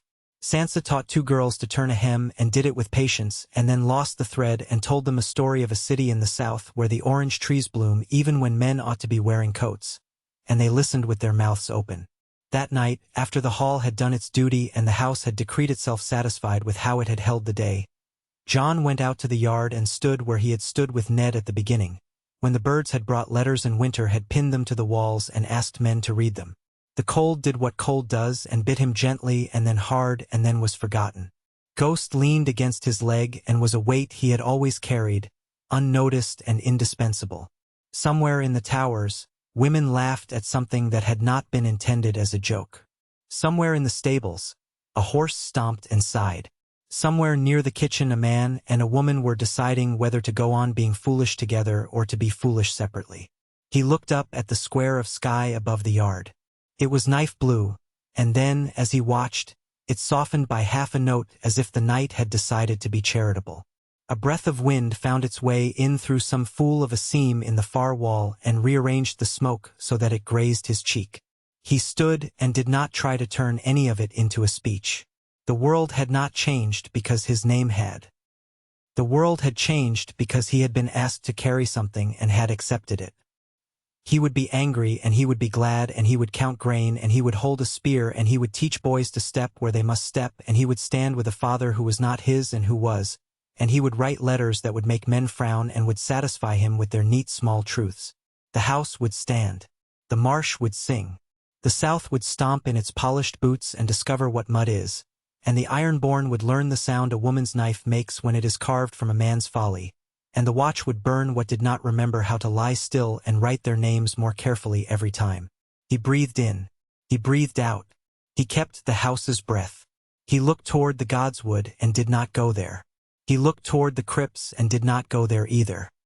He stayed in the yard where the work was, and the snow began, politely at first, and then with the old eager insistence, to fall.